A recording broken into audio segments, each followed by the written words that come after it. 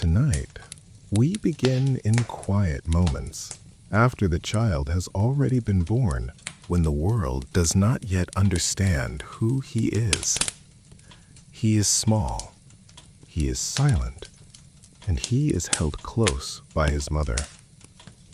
This story follows Jesus not through loud miracles or great crowds, but through the slow passing of years, through childhood steps on dusty ground, through long days of work and waiting, through moments of love, loss, and quiet strength. We will walk beside him as he grows, and beside Mary as she watches, listens, and slowly learns to let go. There is no hurry here, only time, faith, and gentle reflection.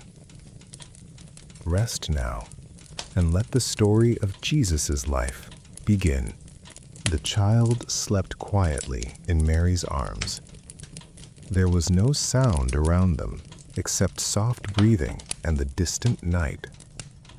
The world felt far away, for now it was only a mother and her son. Mary held him close, not tightly, but with care, as if she already understood how fragile life could be. Jesus was small. His hands were curled gently. His face was calm, untouched by the weight of the world that would one day know his name. To Mary, he was not yet a teacher, not yet a sign or symbol. He was simply her child.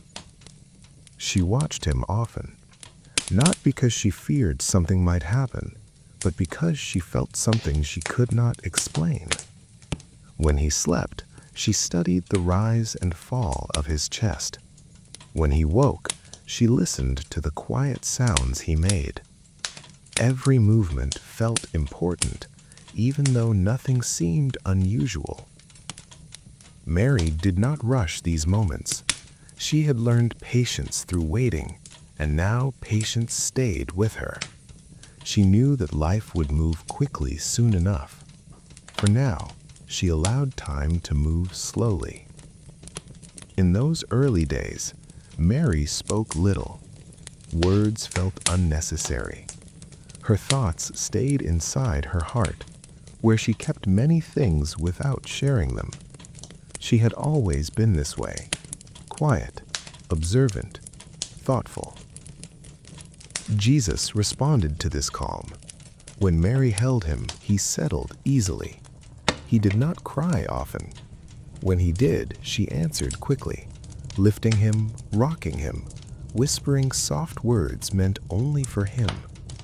The sound of her voice seemed to soothe him more than anything else. Joseph watched from nearby. He was careful, respectful, and quiet in his own way. He gave Mary space, but he stayed close.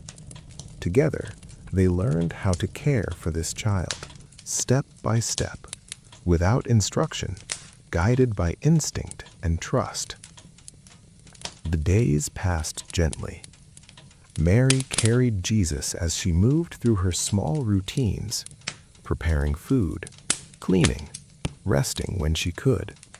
Wherever she went, the child came with her. She adjusted her movements, slowing herself without thinking. Every task felt different now.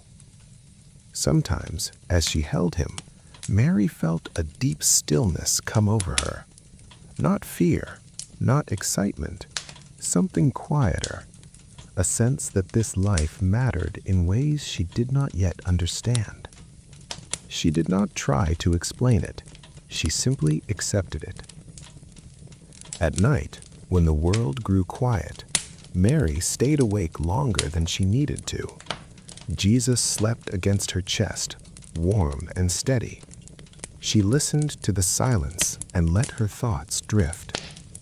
She wondered what kind of man he would become. Not in grand terms, not in visions of greatness. She wondered simple things. Would he be kind? Would he be safe? Would he find peace in the world? These questions stayed unanswered, and Mary did not push for answers. She had learned that some things unfold only in time. As the days turned into weeks, Jesus grew slowly. His eyes began to focus. His movements became less random. He followed Mary's face with quiet attention. When she smiled, he seemed to respond, even for a moment. Mary noticed everything. She noticed how he grew calm when held close, how he seemed to rest best when there was no noise around him, how he seemed to listen even before he could understand words. There was something thoughtful in him even as a child. Not strange, not unsettling, just calm. Visitors came and went, quietly, respectfully. Some looked at the child with curiosity, some with reverence. Mary did not react outwardly. She thanked them politely and returned her focus to her son. She did not encourage attention. She did not seek praise. Her role, as she understood it, was simple: to love, to protect, to raise. And so she did. Mary fed Jesus slowly, carefully. She learned his rhythms, when he slept deeply, when he stirred, when he needed comfort. Her days shaped themselves around his needs without complaint. Sometimes, as she rocked him, she hummed soft melodies, old songs, familiar sounds from her own childhood. The tunes carried no message, only comfort. Jesus seemed to settle into them easily. In these moments, Mary felt connected not just to her son, but to generations before her. Mothers who had held their children the same way, who had wondered the same things, who had hoped for safety and goodness in a world that was often uncertain. The world outside their home remained ordinary. People worked, walked, talked. Life went on as it always had. No one stopped to mark these quiet days. No one recorded these moments. But for Mary, they mattered deeply. She began to understand that this child would not belong only to her. Not because someone told her, but because of the way he felt even now, as if he was already listening beyond the walls of their home. Still, she did not dwell on the future. When Jesus stirred in her arms, she brought her attention back to the present, to his warmth, his weight, his quiet trust. Joseph helped where he could. He held Jesus when Mary rested. He watched the child with steady eyes, learning just as she did. Together they formed a small, steady world for him. There was no urgency in their lives yet, no sense of danger pressing in, only the slow rhythm of days and nights. Mary found comfort in this rhythm. She understood that childhood is brief, that one day this child would walk on his own, speak his own words, choose his own path. But that day was far away. For now, he rested in her arms. Mary sometimes wondered if he felt safe, if he sensed her presence as more than warmth, if he recognized her voice as something familiar. These thoughts brought her comfort rather than worry. She believed that love did not need to be loud to be strong. As time passed, Mary began to notice small things. They were not signs that others would point to. They were not moments that drew attention. They were quiet details, visible only to someone who watched closely, day after day. Jesus grew as other children did, slowly, naturally. His body strengthened. His movements became steadier. But there was something about the way he moved through the world that felt calm from the beginning. He did not rush. When he reached for things, his hands moved gently. When he looked around, his eyes did not dart. They rested, as if he wanted to understand before reacting. Mary noticed this first. She noticed how he listened before he spoke.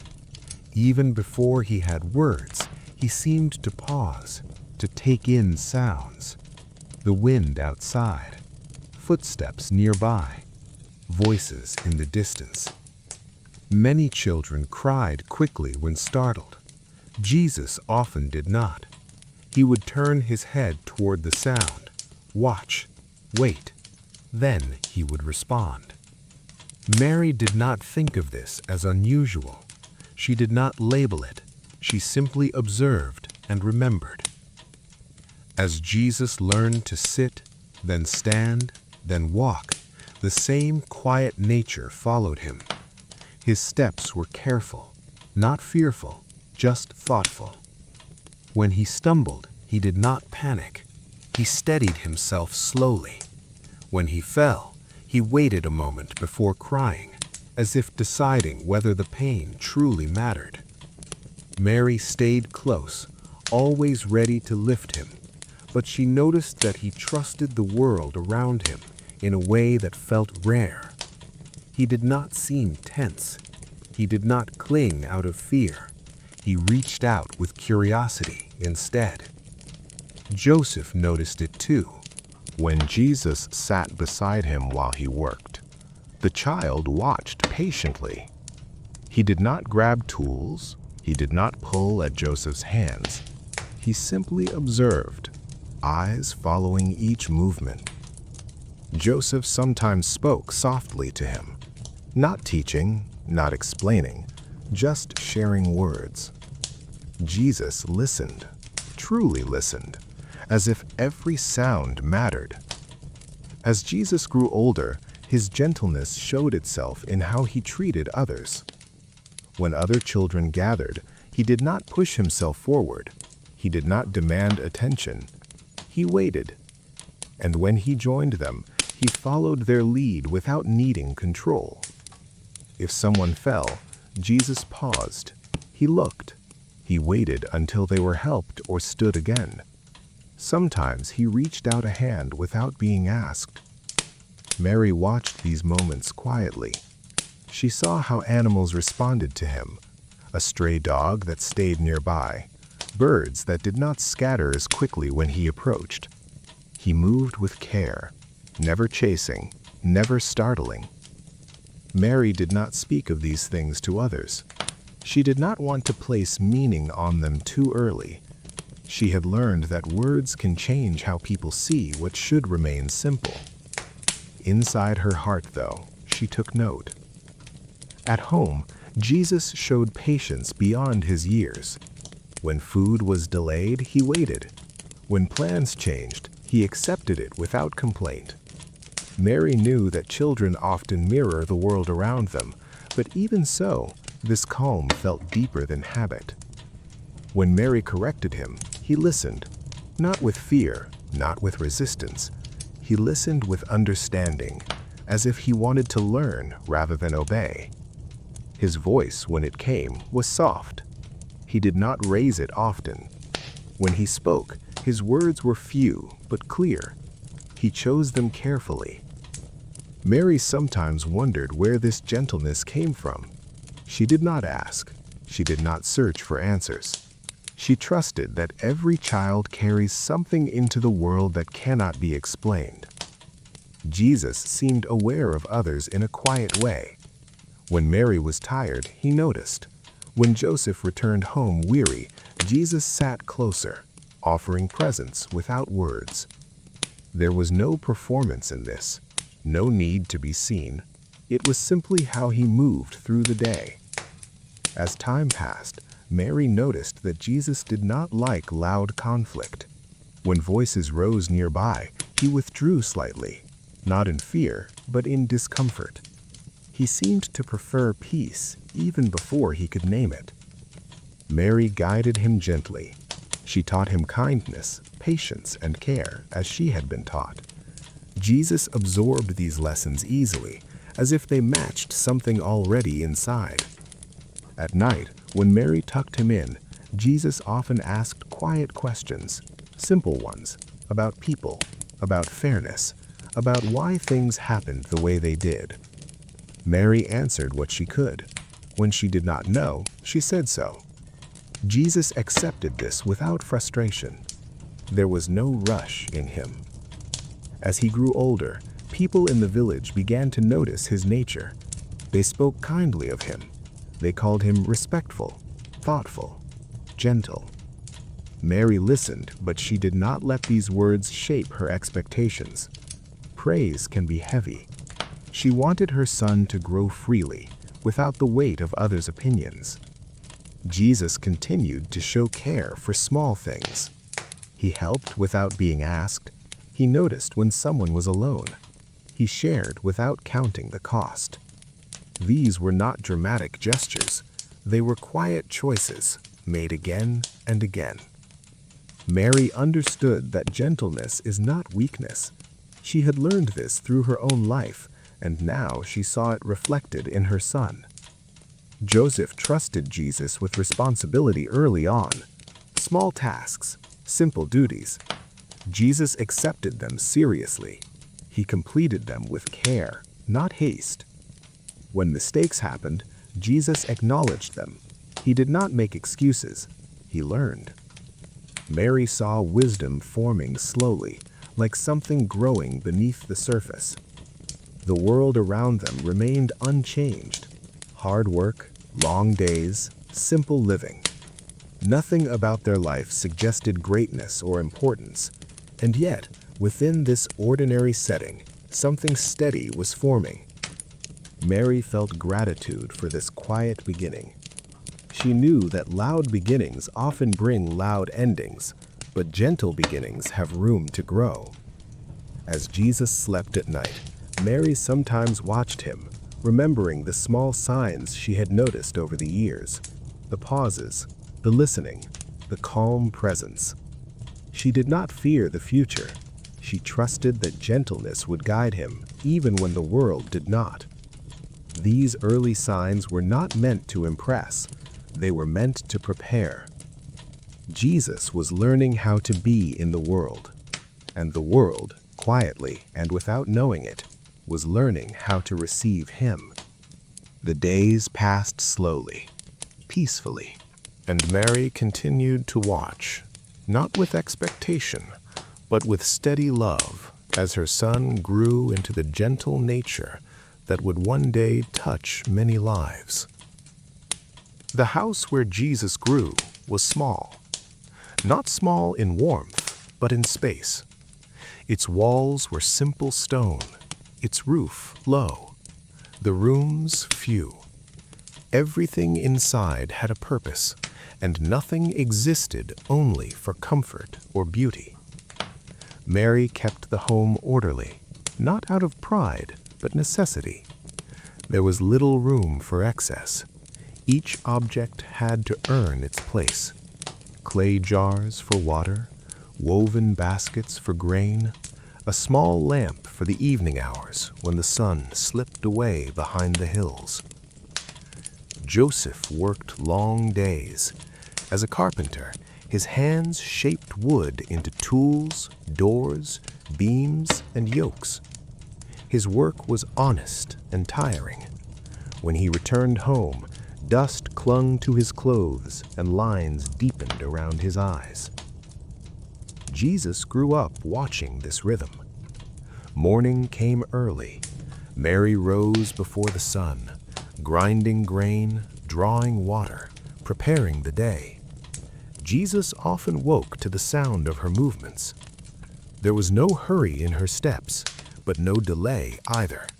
Life required balance. Joseph left for work with simple words, no speeches, no drama, just quiet understanding. Jesus learned early that love did not always speak loudly.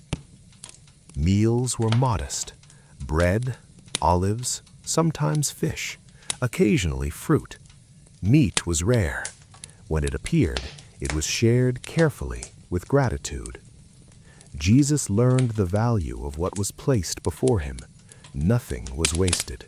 Crumbs were saved, leftovers repurposed.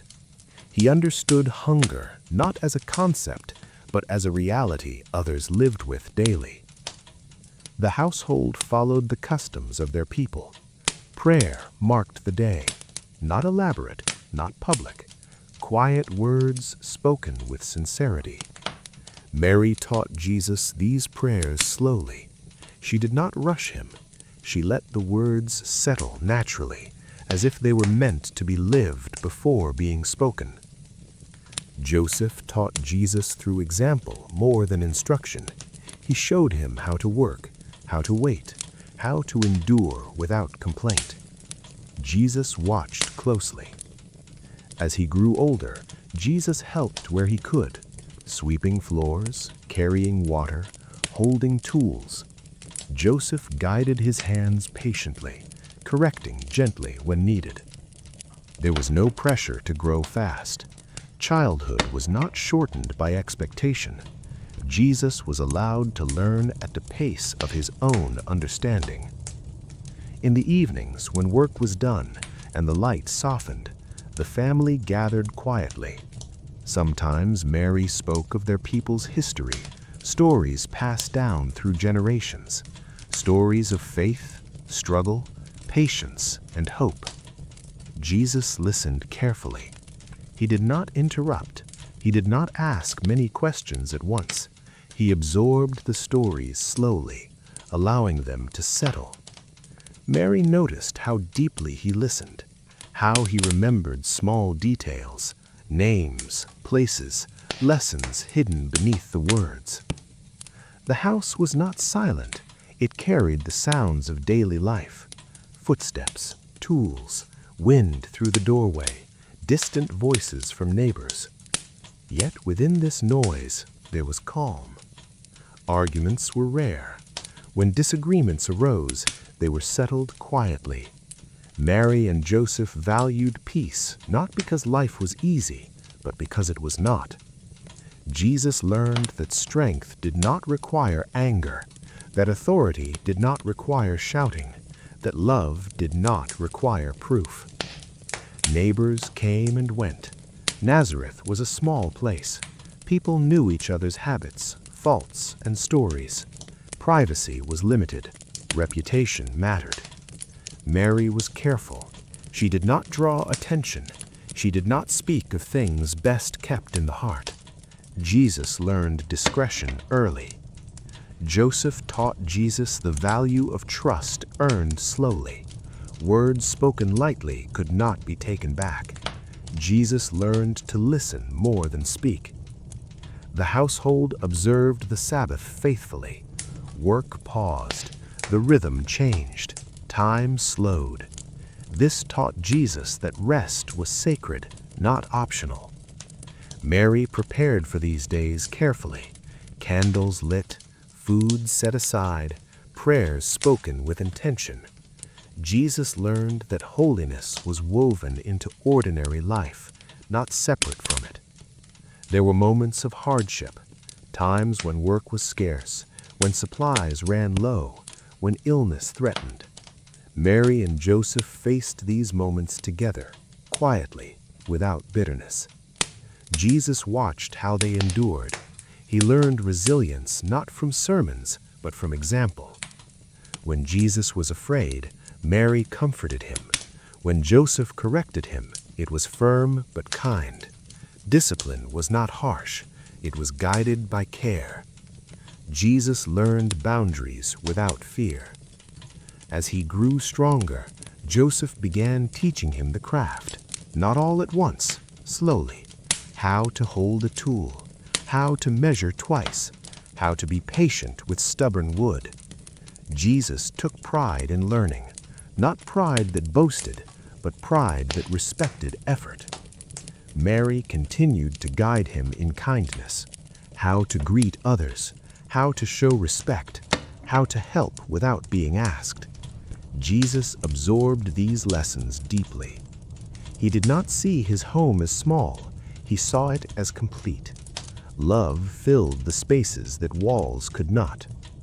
At night, the family slept close. The house offered little separation. Privacy was limited, but security was strong. Jesus felt safe. Mary sometimes watched him sleep, thinking of the quiet years passing unnoticed. She did not fear this anonymity. She welcomed it.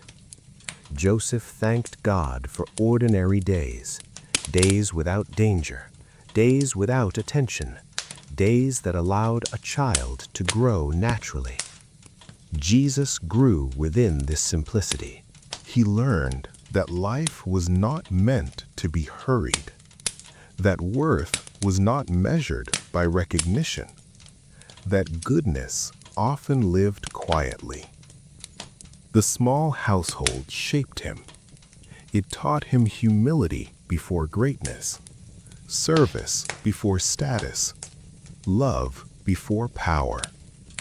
Nothing about their life suggested destiny or fame, and yet within these walls, the foundation of everything was being laid. Not through miracles, not through spectacle, but through daily faithfulness. Life in that small household did not prepare Jesus for applause. It prepared him for people. And in the stillness of those early years, something strong and gentle was taking root. Mary watched quietly.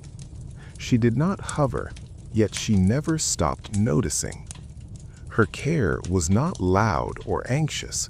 It was steady, constant, like a light that never goes out even when no one is looking at it. From the moment Jesus could move on his own, Mary learned the balance between holding and releasing. She knew a child must explore, but she also knew how fragile life could be. The world was not gentle, even in small villages. Nazareth was safe in its own way, but danger did not always arrive with noise. Sometimes it came through careless words, sometimes through jealousy, sometimes through fear. Mary remembered fear well. She remembered the nights when danger had forced them to flee. She remembered how power could turn cruel without warning. Those memories never fully left her, even as years passed and life seemed ordinary again.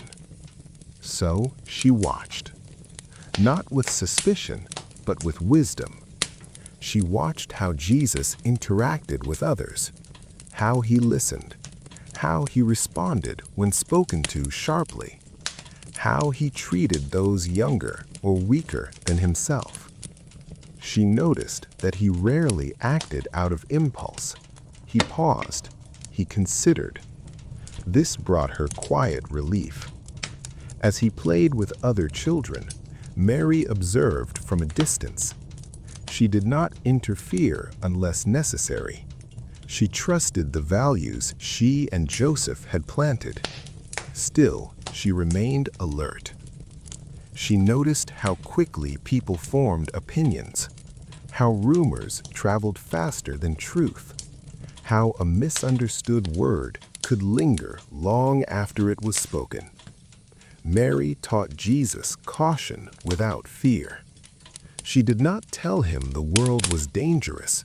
She showed him how to move through it wisely. She taught him when to speak and when to remain silent, when to stand firm and when to step aside, when to help and when to wait. Her lessons were gentle. They were given through stories, through questions, through example.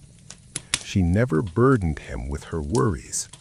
A mother's fears stayed in her heart, not on her child's shoulders. Yet there were moments when fear surfaced, when Jesus wandered farther than expected, When the day grew late, when the streets emptied and shadows lengthened, Mary would feel that familiar tightening in her chest. Not panic, awareness. She trusted God deeply, but trust did not erase responsibility. Faith did not mean carelessness. When Jesus returned, unharmed, unaware of her concern, Mary did not scold him harshly. She spoke calmly. She reminded him of time, of place, of care for others who might worry. Jesus listened. He always listened. Mary also watched how adults treated him. Some were kind, some distant, some curious, a few guarded. She sensed that people sometimes felt something they could not explain around him. She did not encourage attention. She gently redirected it. She protected his anonymity as fiercely as she could. Mary understood that a quiet life was a gift. She guarded his rest. She guarded his work. She guarded his childhood. She ensured he was not pushed into roles too soon. She did not allow others to place expectations on him that were not theirs to place. At night, when the house settled into silence, Mary sometimes lay awake.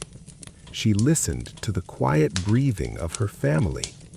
These moments were precious. She reflected on how easily peace could be disturbed. She prayed not for greatness, but for safety, for steadiness, for wisdom. She prayed for Joseph's strength, for Jesus' growth, for her own patience. Her watch did not end with daylight. She watched for signs of illness, changes in appetite, fatigue, injuries hidden behind bravery. When Jesus was hurt, she tended him carefully. When he was sick, she stayed close. Her presence was calm, reassuring. She did not dramatize pain. She soothed it. As Jesus grew older, Mary's watch changed shape. She could no longer guide every step. Independence came naturally, as it should. She learned when to step back. This was not easy. A mother's instinct is to hold on, to shield, to prevent harm before it arrives. But Mary understood that love must grow into trust. She trusted the foundation they had built. She trusted the character she saw forming. She trusted God. Still, she remained attentive. She watched how Jesus spoke about others, how he reacted to injustice, how he responded to cruelty, even when it was subtle. She noticed that he did not mirror harshness. He did not mock. He did not belittle. This brought her comfort. Mary also watched herself. She was careful not to project her fears onto him. She examined her own heart. She released control when it threatened to become restraint. She reminded herself that her role was not ownership, but stewardship. This required humility. She was not perfect. There were days when worry crept too close, when memories of past dangers surfaced unexpectedly. On those days, she prayed longer. She breathed slower. She returned to trust. Joseph supported her quietly. He understood her vigilance. He did not dismiss it. He balanced it with reason. Together, they formed a steady presence around Jesus, not restrictive, not neglectful, balanced. Mary watched seasons change, Jesus grow taller, his voice deepen, his understanding widen. Each change brought both pride and a quiet ache. Childhood was slipping away. She knew that one day her watch would no longer be close, that her role would shift again. But for now, She remained where she was meant to be, a steady presence, a quiet protector, a mother whose love was expressed not in control, but in care. Her watch did not draw attention. It did not seek recognition. It did not demand gratitude. It simply existed. And within that watch, Jesus grew safely, steadily, and freely, protected not by walls or force, but by wisdom, patience, and love. Jesus' childhood was not marked by grandeur or spectacle. He grew quietly amidst the ordinary rhythms of village life, surrounded by people whose lives were humble, practical, and often difficult. Nazareth, though small, was a place alive with everyday stories. Families labored in the fields, tending crops and herds. Artisans shaped clay and wood into useful tools and household items. Women baked bread, spun wool, and cared for children, their days measured by the rising and setting sun. The sounds of life were gentle but persistent. The murmur of conversation, the bleating of goats, the rhythmic hammering of a carpenter at work, the occasional laughter of children playing in the dust. From his earliest years, Jesus observed these routines with a quiet attentiveness that set him apart. He did not seek attention. He did not act out for recognition. Instead, he learned the patterns of daily life by watching. How a baker mixed dough with steady hands, feeling the texture with practiced fingers. How a carpenter measured and cut wood with precision. How a mother soothed a crying child, balancing warmth with firmness. These small, ordinary moments became his classroom, each one teaching lessons in patience, empathy, and understanding. Mary often watched him as he moved among the people. She knew that her son's nature was gentle, but she also recognized the unique depth of his attention. He noticed things others overlooked, the way a bird tilts its head, the tired expression of a laborer bending under the sun, the subtle changes in a friend's mood. These silent observations shaped his understanding of the world. Jesus also participated. He helped Joseph in his workshop, learning the trade of carpentry. He carried wood, shaped it with simple tools, and began to understand the balance between strength and care. His hands became skillful, not just through practice, but through attention to detail and reverence for the work itself. He learned that care in ordinary tasks reflects care in life, and that diligence, even in the smallest matters, holds significance. The people of Nazareth accepted Jesus as one of their own, though some noticed a quiet difference in him. He was respectful and curious, but there was a certain wisdom in his eyes, a maturity that seemed beyond his years. He listened carefully, asked thoughtful questions, and often offered insights that surprised those older than him, not in a boastful way, but in gentle observations that revealed an understanding deeper than mere experience. As he grew, he formed bonds with other children. They played together in fields and streets, climbing trees, racing along dusty paths, and inventing simple games. But even in play, his nature was different. He did not seek dominance, nor did he demand attention. He observed how his friends felt, how they reacted to wins and losses, to teasing, to small injuries. He learned the importance of kindness, fairness, and encouragement. When a child fell or stumbled, he was among the first to offer help. When disagreements arose, he often spoke calmly, seeking understanding rather than victory. His friends recognized his gentle authority, not as a ruler, but as someone whose presence brought balance. Through these ordinary interactions, Jesus began to understand human hearts. He saw joy and sorrow, pride and humility, generosity and selfishness. He witnessed the struggles of everyday life, a family struggling to harvest enough grain, a neighbor recovering from illness, a merchant negotiating fairly for goods. He did not turn away from suffering.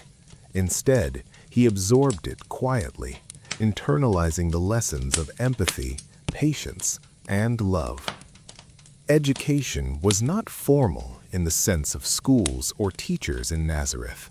Knowledge was passed through stories, traditions, and practical instruction.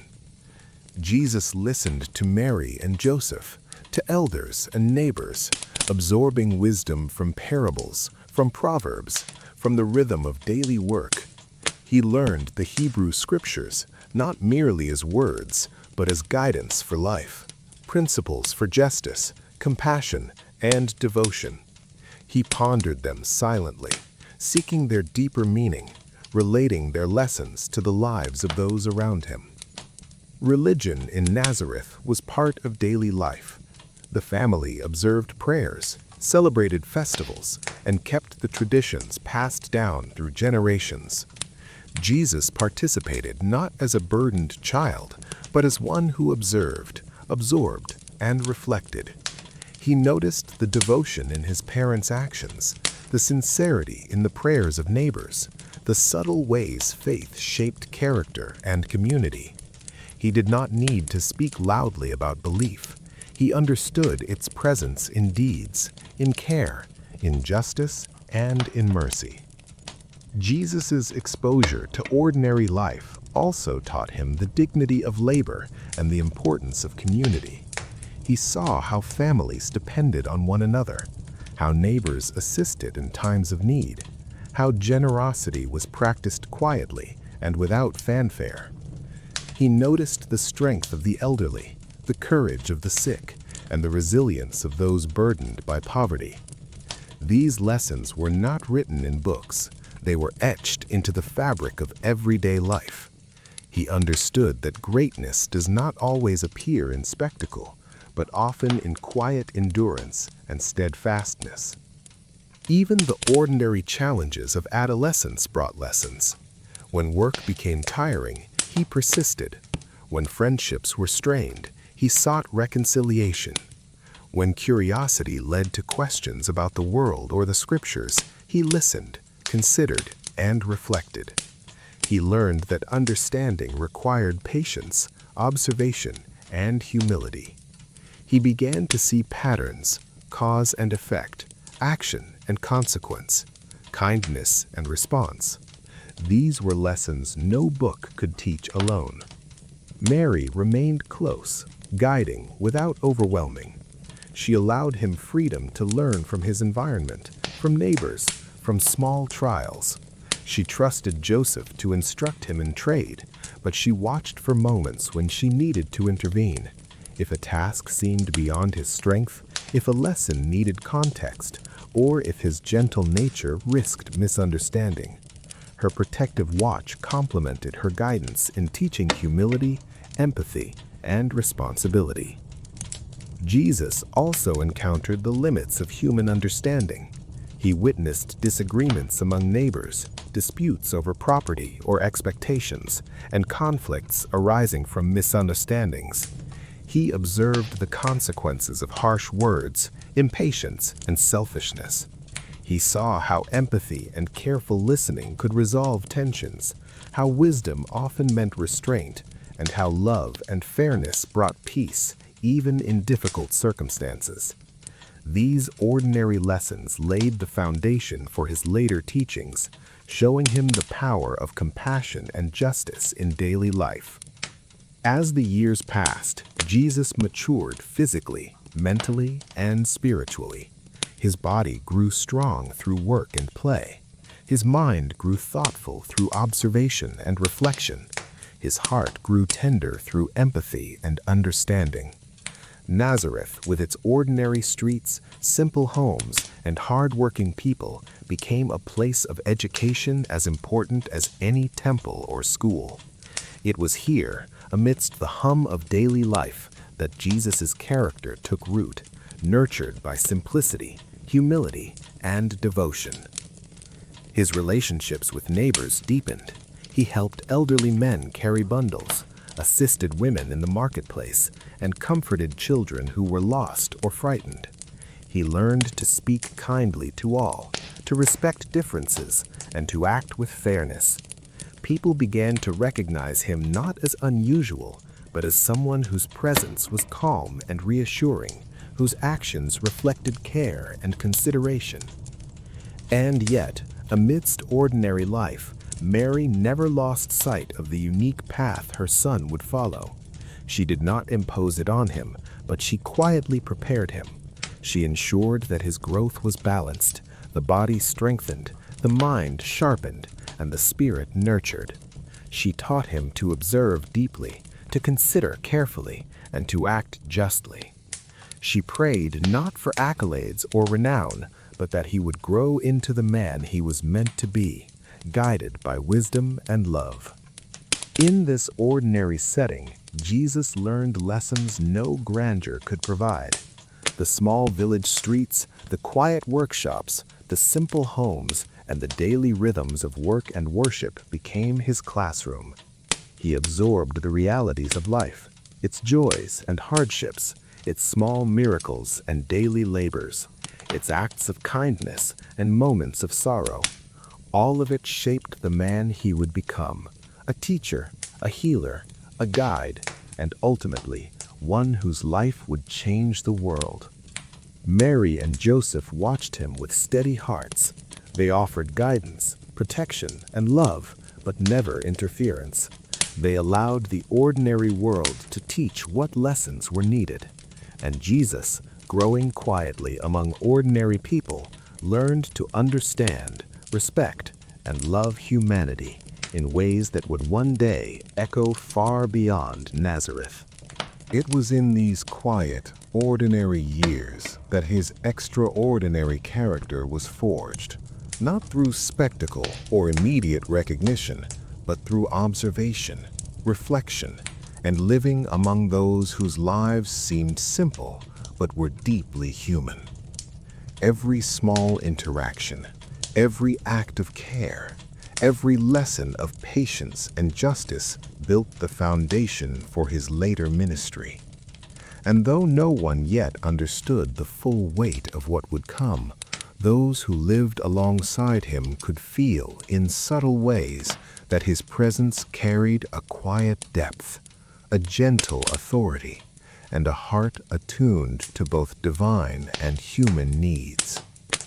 Work entered Jesus' life early, not as a burden, but as a rhythm, not as punishment, but as purpose. In Nazareth, work was not separated from life. It was life.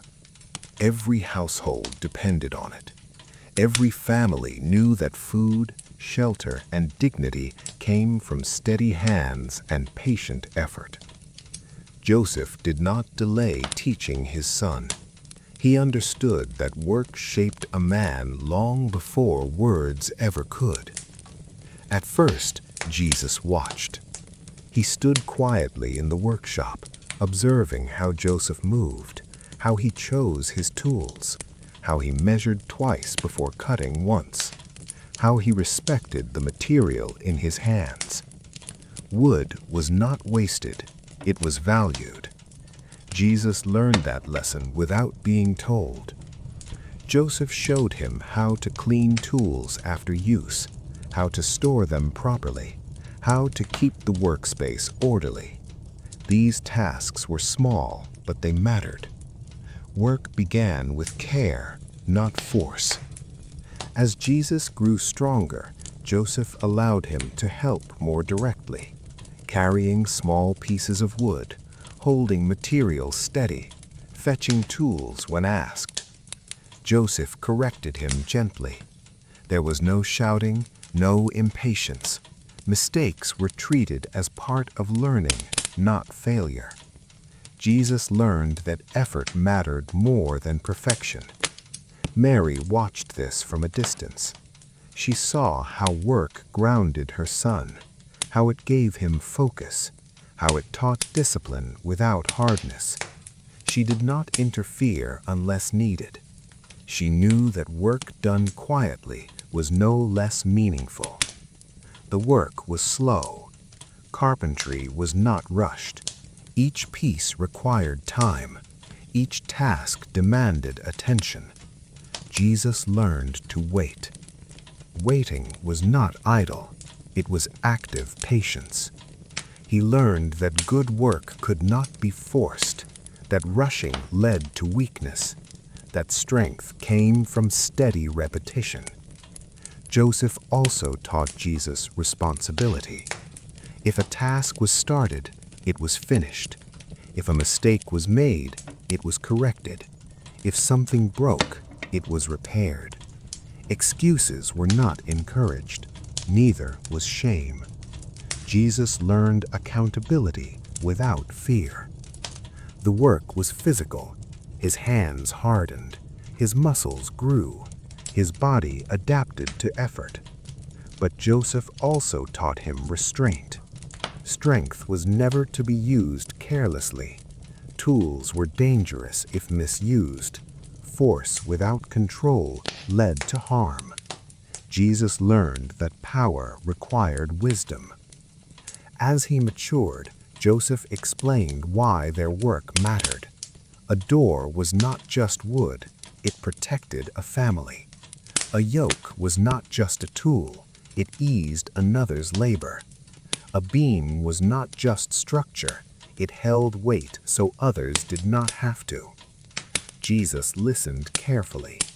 He understood that work served people, not ego. This understanding settled deeply within him. Mary contributed to these lessons in her own way. She taught Jesus the value of unseen work: cooking, cleaning, repairing, preparing, tasks that received little praise but sustained life. She showed him that work done quietly was no less meaningful.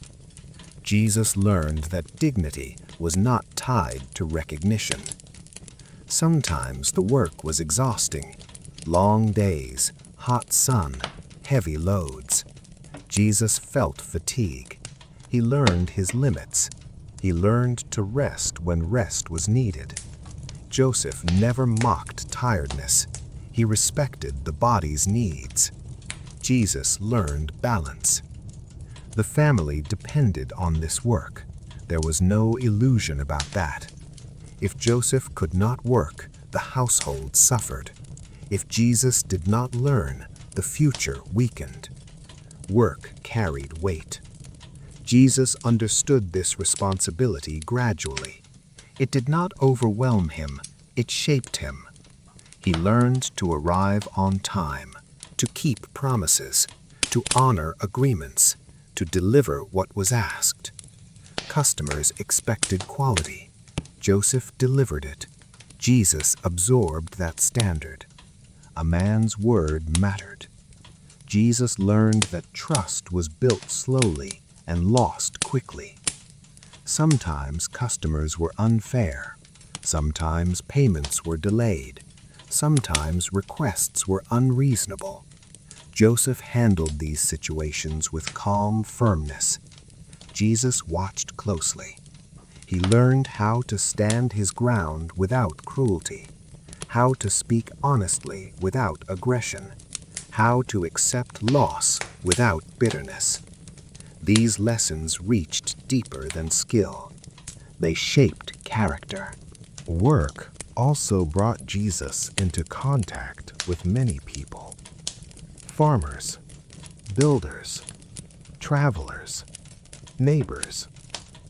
He listened to their stories while working, their worries, their hopes, their frustrations. He learned that work connected lives. Every task served someone else. This awareness stayed with him. As Jesus grew older, he took on more responsibility. Joseph trusted him with larger tasks, more complex work. Jesus did not resist effort. He embraced it. He did not see work as beneath him. Mary noticed this humility. She saw how naturally he served, how willingly he helped, how rarely he complained. She knew this was not accidental. It was the fruit of steady teaching and lived example. Work also taught Jesus silence. Long hours passed with few words, the sound of tools, the rhythm of effort. In that silence, he reflected. He observed the world, the seasons, the people passing by. Work became a place of thought as much as action. Jesus learned that wisdom often grew in quiet. Not every day was meaningful in obvious ways. Many days were repetitive. Same tasks, same motions, same outcomes. Jesus learned perseverance. He learned that faithfulness mattered even when nothing seemed to change. This lesson would stay with him long after the workshop days ended. Mary sometimes worried that the weight of responsibility might be too much, but she saw how work strengthened him rather than burdened him. It gave him structure, purpose, grounding. Joseph occasionally spoke to Jesus about the dignity of labor, that work did not define worth, but revealed character. That a man was not measured by status, but by faithfulness. Jesus took these words seriously. He did not dream of escape. He did not resent the work. He honored it. Through work, Jesus learned the value of cooperation. Many tasks required more than one person. Timing mattered. Communication mattered. He learned to adjust, to assist, to lead when needed, to follow when appropriate. He learned that no one worked alone. Even when working independently, he relied on others' trust. As years passed, Jesus became skilled. His work was reliable, his hands steady, his judgment sound. People began to trust him, not because of claims, but because of consistency. Mary guarded against pride in her son. She reminded him gently that ability was a gift meant to be used, not displayed. Jesus accepted correction easily. He did not cling to being right. He valued truth over ego. Work also exposed Jesus to inequality. He saw those who struggled more than others, those who labored harder for less reward. He noticed injustice. He did not rage against it. He stored the knowledge quietly. He learned compassion, rooted in understanding, not pity. By the time Jesus reached maturity, work became part of him, not just as skill, but as identity.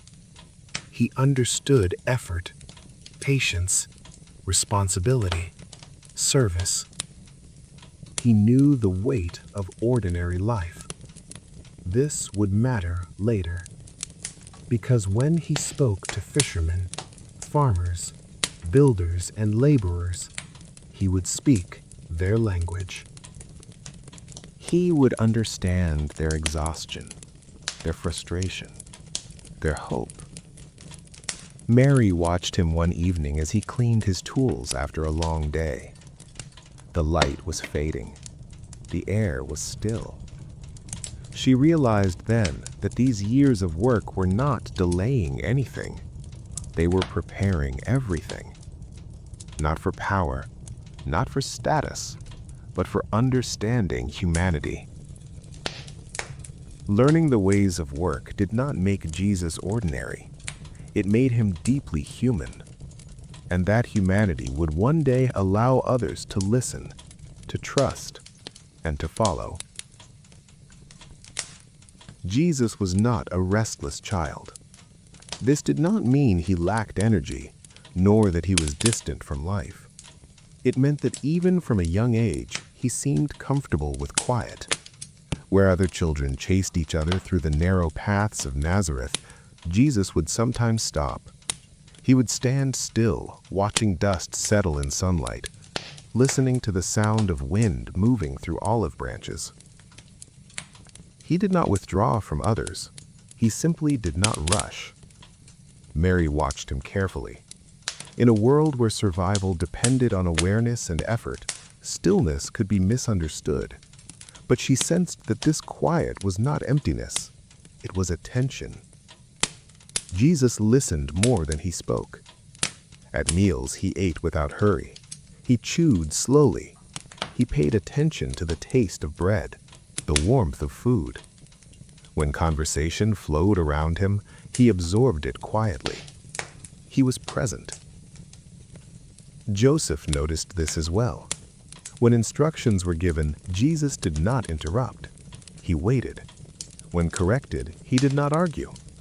He reflected. Stillness did not make him passive. It made him deliberate. In the evenings, after work was done and the household settled, Mary often found Jesus sitting quietly near the doorway. Not asleep, not distracted, just sitting. She sometimes asked what he was thinking about. His answers were simple.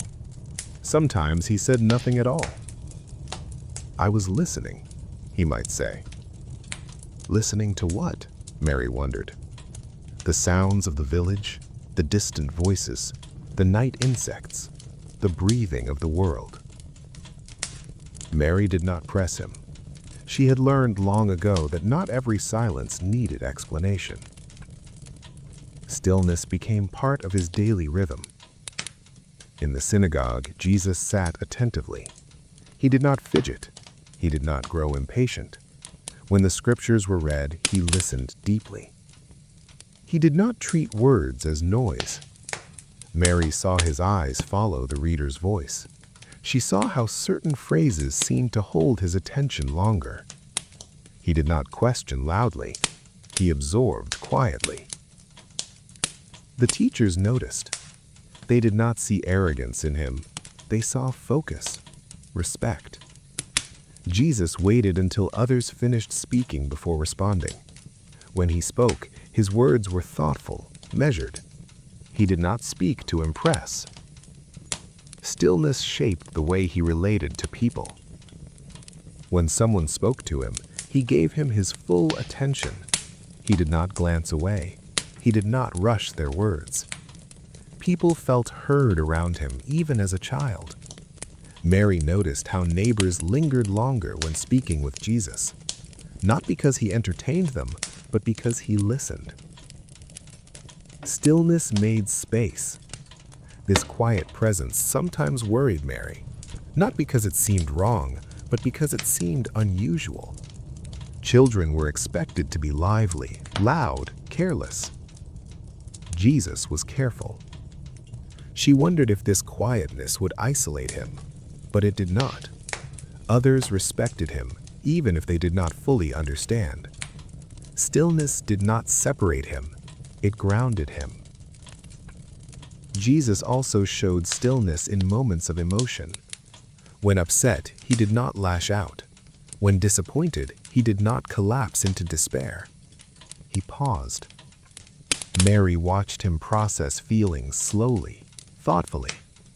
This did not mean he did not feel deeply. It meant that he did not let emotion control him. Joseph appreciated this trait. He saw that Jesus could stop himself before acting, that he did not rush to respond in anger or excitement. Stillness gave him control. In nature, Jesus lingered. He noticed small things, birds resting, leaves trembling, stones warming in the sun. Sometimes Mary found him standing alone, watching shadows move across the ground.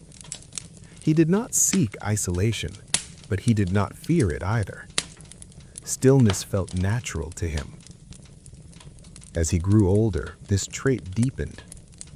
He began to seek quiet intentionally, not as escape, but as connection. Mary saw him rise early sometimes before others stirred. He would sit quietly, watching the day begin. He did not pray aloud. He did not perform gestures. He simply was.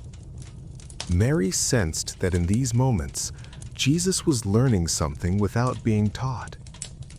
Stillness became his teacher. It taught patience. It taught awareness. It taught restraint. In a world that demanded constant labor and attention, stillness was rare, but Jesus carried it with him. When work was busy, he remained calm. When others rushed, he stayed steady. Stillness gave him clarity. Mary reflected often on this quality. She remembered her own moments of silence, when she had pondered words spoken to her long ago, when she had carried thoughts in her heart. She saw a reflection of that inward life in her son. Stillness did not mean withdrawal from responsibility. Jesus worked hard. He fulfilled his duties. But he did not allow busyness to erase awareness. This balance impressed Joseph. He saw that Jesus could work without being consumed by work. He could act without losing himself. Stillness also shaped his compassion. Because he paused, he noticed suffering. He noticed tired faces, heavy movements, quiet grief. Others might overlook these things. Jesus did not. He did not rush past pain. He did not offer quick answers. He acknowledged what was there. Mary saw this when neighbors were burdened. Jesus listened without judgment. He did not try to fix everything. Sometimes presence was enough. Stillness taught him humility. He did not need to be seen. He did not need to dominate space. He allowed others to speak first. Mary noticed how naturally he stepped aside when others needed attention. This humility was not weakness. It was strength rooted in awareness.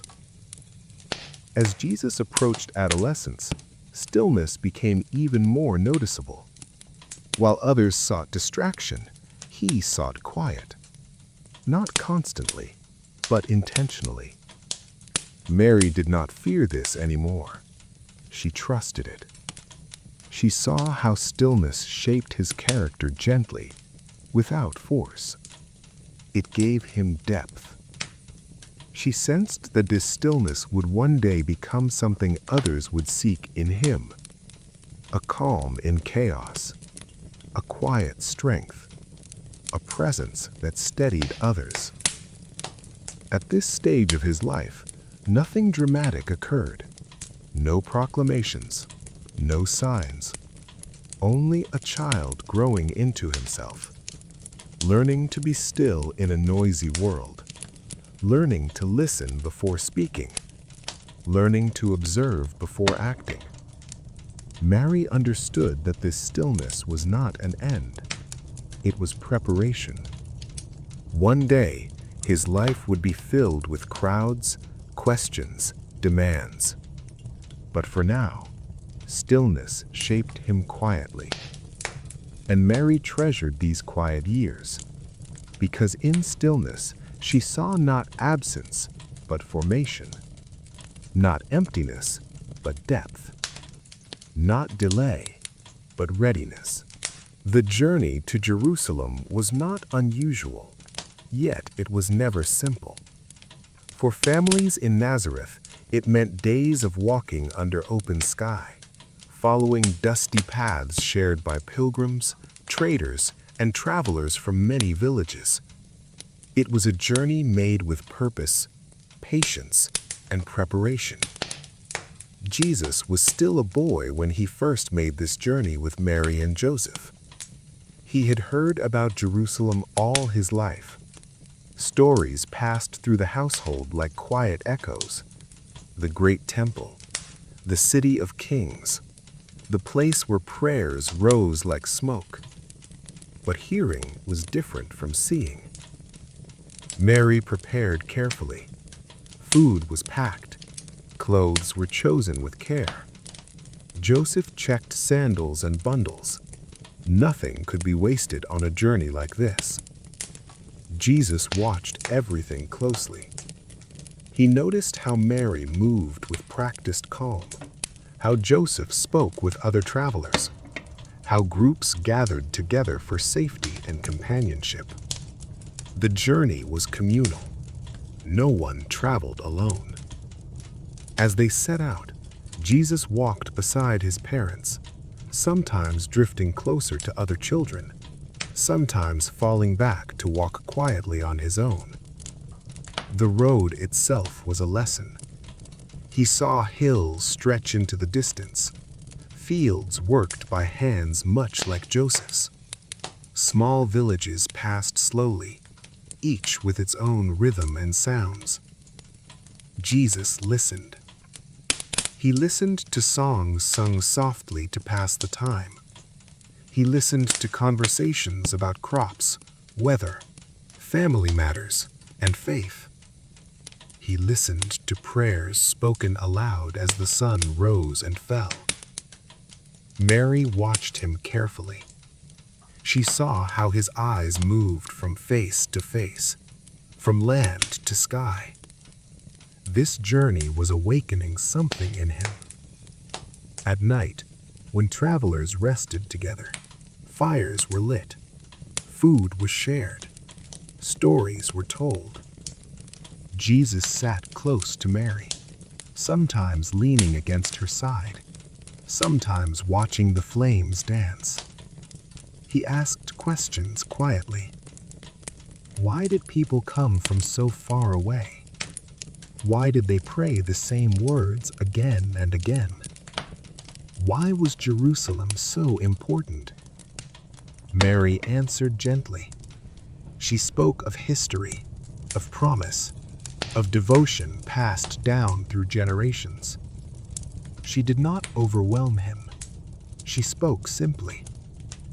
Joseph added what he could. He spoke of duty, tradition, and obedience. Jesus absorbed it all. As the days passed, Jerusalem drew closer. The air changed. The roads became more crowded. The sound of voices grew louder. Jesus sensed anticipation among the travelers. When the city finally came into view, it did not reveal itself all at once. Walls appeared, towers, then the movement of people like waves. Jerusalem was alive. For a boy raised in a small village, the city was overwhelming. Jesus stopped often, not out of fear, but out of attention. He took in the sights slowly, the press of bodies, the noise of merchants, the call of voices from many regions. Mary stayed close to him, her hand often resting lightly on his shoulder. She could feel his attention stretching outward. The temple dominated everything. Its size alone commanded silence. Stone upon stone. Courtyards filled with movement and order. Jesus stood still when he first saw it. Mary noticed his breath slow, his posture straighten. This place mattered to him in a way she could feel but not explain. Inside the temple grounds, rules shaped every step. Who could enter where? Who could speak? Who could teach? Jesus watched carefully. He listened to readings of Scripture. He watched teachers speak and respond to questions. Mary saw his eyes follow the exchange of words. He was not distracted by the crowd. He was drawn to meaning. During the days of the feast, The family followed familiar rituals. They prayed, they ate, they rested among relatives and acquaintances. Jesus moved among them, respectful and quiet. But something in him was changing. Mary noticed that he lingered longer in the temple courts than before, that he stayed near the teachers even when others drifted away. He was not disobedient. He did not defy instruction, but he was deeply engaged. When questions arose among the teachers, Jesus listened intently. When answers were given, he reflected. At times, he asked questions himself, not boldly, not disruptively, but sincerely. The teachers noticed.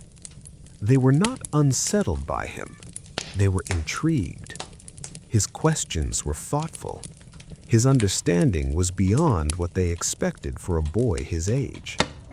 Mary observed this from a distance. She did not interfere.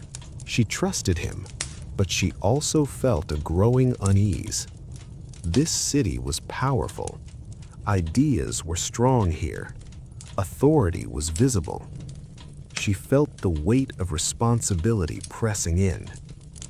When the feast ended and the journey home began, families gathered again. Groups formed as they always did. Mary assumed Jesus was with relatives. Joseph assumed the same. This was normal. Children moved freely among trusted adults. It was only after some distance had been traveled that Mary realized she had not seen Jesus for some time. At first, she felt no panic. She searched calmly among the group. Then concern crept in. She asked quietly. No one had seen him. Joseph began searching as well. The realization settled slowly, then heavily. Jesus was not with them. Fear rose, controlled but sharp. They turned back towards Jerusalem immediately. The journey back felt longer than the journey there. Mary's thoughts raced, but she kept her movement steady. Panic would not help. Joseph moved with purpose, scanning faces, calling out carefully. When they reached the city, the noise felt overwhelming. They searched streets. They asked questions. They retraced steps. Time stretched painfully. Mary felt the weight of every moment. Finally, they returned to the temple. There, among the teachers, they found him. Jesus was seated calmly, listening, speaking, engaged. He was not distressed. He was exactly where he felt he needed to be. Relief flooded Mary, followed by a wave of emotion she struggled to contain. She approached him, her voice controlled but firm. Why had he stayed behind? Why had he not come with them? Jesus looked at her, not defensively, not dismissively, just honestly. His words were simple. He had been where he belonged. Mary did not fully understand, but she heard something deeper beneath his words, a sense of calling, a sense of belonging that extended beyond home and family. Joseph listened quietly. The teachers watched the exchange with interest. Jesus rose and returned with his parents without resistance. He did not argue. He did not insist on staying. He followed. The journey back to Nazareth was quieter. Mary held many thoughts in her heart. She did not scold him further. She did not demand explanations. She reflected. She understood that this moment marked a turning point. Jesus had not rejected them. He had revealed something about himself. And Mary knew, deep within, that this journey was only the beginning. The road ahead would hold more distance, more separation, more moments she would not fully understand. But for now, he walked beside her again, a boy returning home, carrying within him something larger than the road beneath his feet. The moment Mary realized Jesus was missing did not begin with panic. It began with absence. At first, it felt ordinary. Children moved freely among families during travel. Jesus had always done so. Mary assumed he was nearby, walking with cousins or neighbors, his familiar presence blending easily into the group. But as the road stretched on and the voices shifted around her, she noticed something quietly wrong. She did not hear his steps. She did not see his face when she turned. She asked gently, then more urgently. No one had seen him. Joseph felt it at the same moment she did. A shared understanding passed between them without words. Jesus was not there. The decision to turn back was immediate. There was no argument, no delay. They left the group and returned toward Jerusalem, their steps faster now, their thoughts heavy. Mary kept her breathing steady. Panic would not help. Fear had to be carried, not allowed to lead. Jerusalem did not welcome them gently. The city was crowded even after the feast. Merchants shouted, pilgrims lingered, streets twisted and folded in unfamiliar ways. Mary searched faces relentlessly. She imagined every possibility, pushed each one aside, and focused on the task at hand. Find him. Joseph asked questions wherever he could. His voice remained calm, but his eyes scanned every corner. They retraced their path. They searched places where families gathered, where children rested, where travelers paused. Time stretched painfully. 1 hour became 2, then more. Mary felt the weight of every passing moment press against her chest. She remembered his quiet nature, his habit of lingering, his pull toward places of meaning. A thought formed slowly, fearfully. The temple. They turned toward it with renewed urgency. The temple courts were vast, ordered and alive with movement. Teachers spoke, students listened, discussions unfolded in measured tones. Mary's eyes searched desperately. Then she saw him. Jesus sat among the teachers. He was calm, not anxious, not lost, engaged, listening, quietly speaking when invited. Mary's legs nearly gave way beneath her. Relief came first, overwhelming and sharp. Then emotion followed. Fear, pain, confusion. She approached him quickly, but with restraint. This was a sacred place. Voices were measured here. Her words carried both love and trembling. Why had he done this? Why had he stayed behind? Why had he not come with them? Jesus looked up at her. There was no guilt in his face, no rebellion, only sincerity. His answer was simple. He had been where he belonged. Mary did not respond immediately. The words were not disrespectful, but they pierced deeply. She realized something in that moment. Jesus had not been careless. He had not been unaware. He had chosen to stay. Joseph stood beside her, listening carefully. The teachers observed quietly. They were aware that something meaningful had unfolded before them. Jesus arose without hesitation. He did not insist on remaining. He did not resist his parents' authority. He returned with them willingly. The journey home felt different from the journey before. Silence filled the spaces between steps.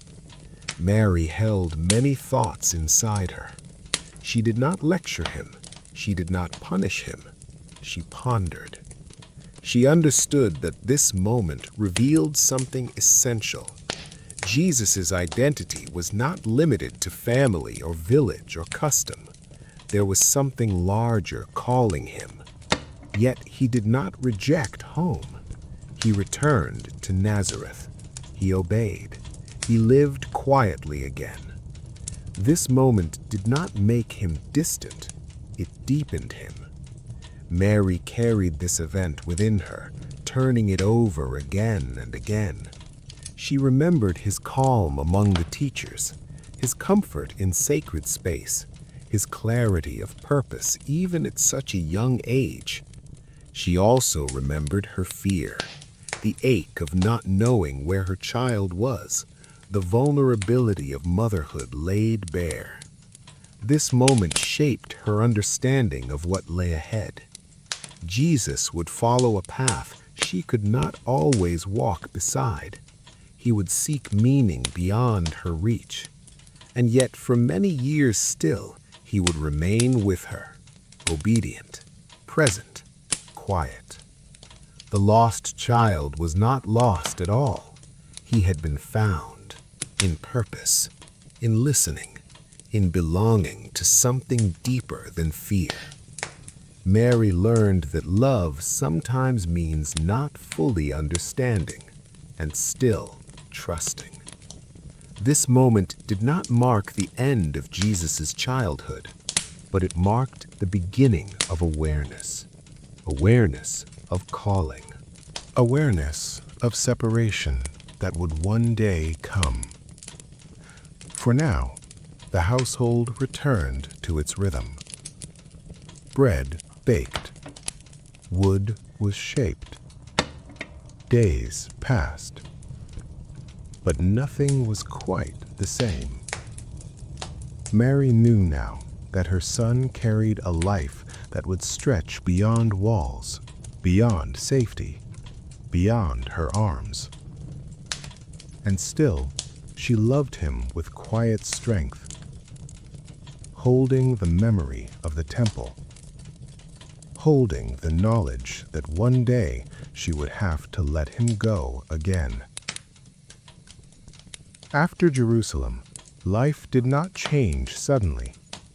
There was no announcement, no visible sign that something extraordinary had taken place.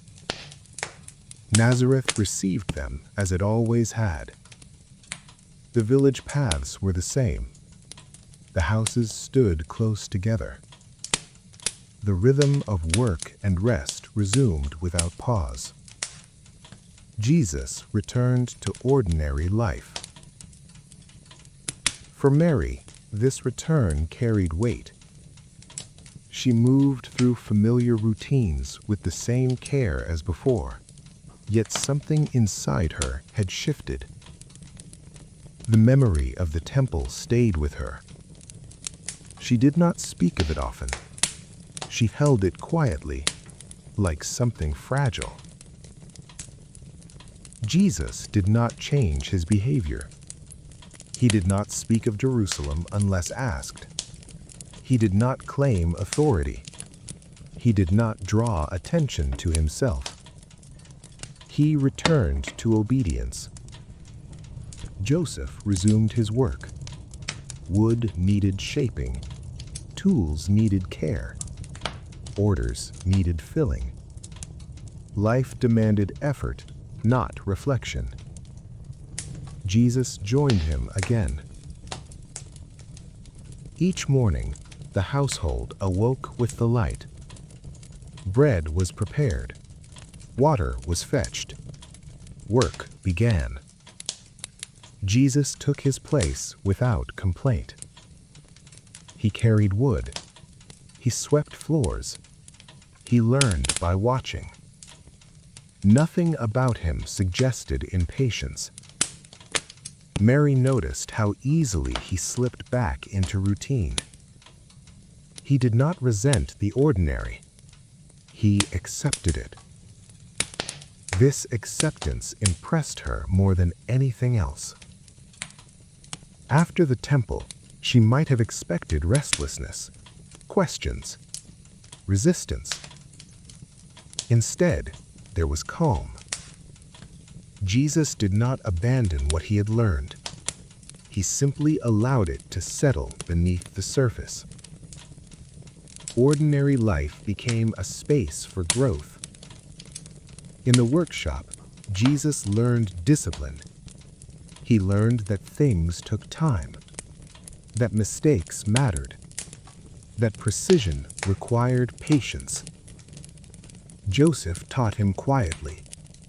He corrected gently. He expected effort. He modeled responsibility. Jesus absorbed these lessons fully. He did not rush to mastery. He accepted correction without defensiveness. He tried again. Mary watched this with gratitude. She saw how ordinary labor shaped humility. Jesus did not separate spiritual awareness from physical work. For him, shaping wood and listening in the temple were not opposites. Both required attention. Both demanded respect. In the evenings, when the day's labor ended, the household gathered. They ate simply. They spoke quietly. They rested. Jesus listened. He did not dominate conversation. He did not withdraw. He was present. Neighbors continued to interact with him as before. They did not see a prophet. They saw a boy becoming a man. Jesus helped elders. He assisted children. He greeted people respectfully. He did not demand recognition. Mary noticed how people trusted him. They left tasks in his care. They asked his help without hesitation. There was steadiness in him. Returning to ordinary life did not dull Jesus' awareness. It deepened it. He noticed suffering more clearly. He noticed fatigue in faces. He noticed worry in voices. He noticed hunger that was not always spoken. He did not attempt to fix everything. He learned restraint. Ordinary life taught him limits. Mary saw this and understood its importance.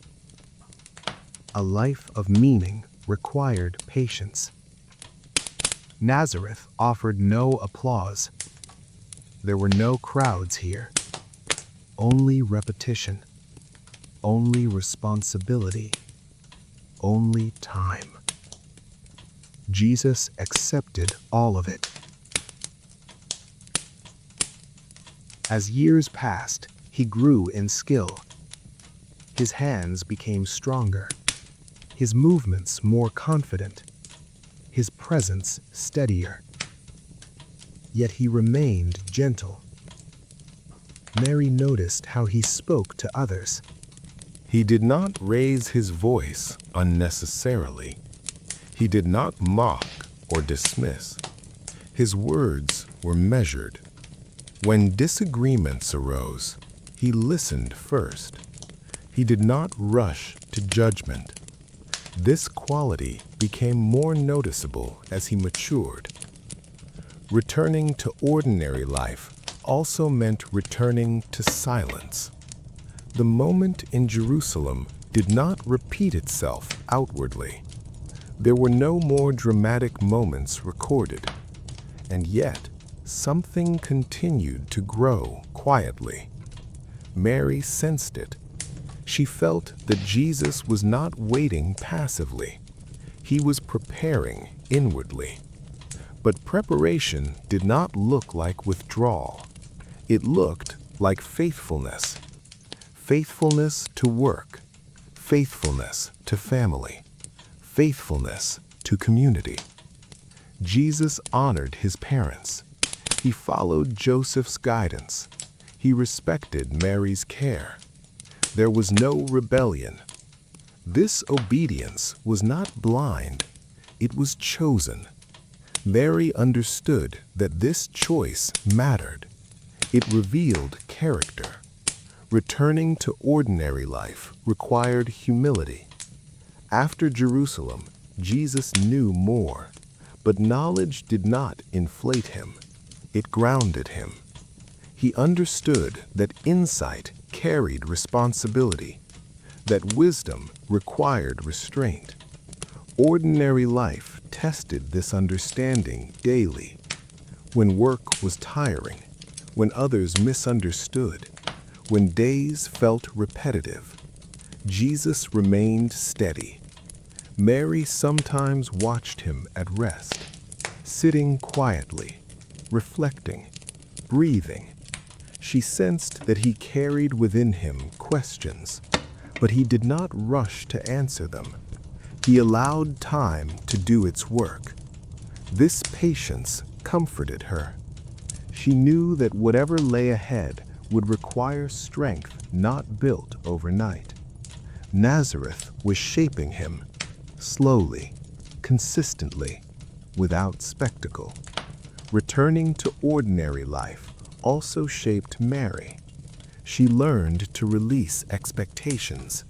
She learned not to push him forward. She learned to trust the timing of things she did not control. She learned to love without directing. This was not easy. She remembered the temple often, but she did not cling to it.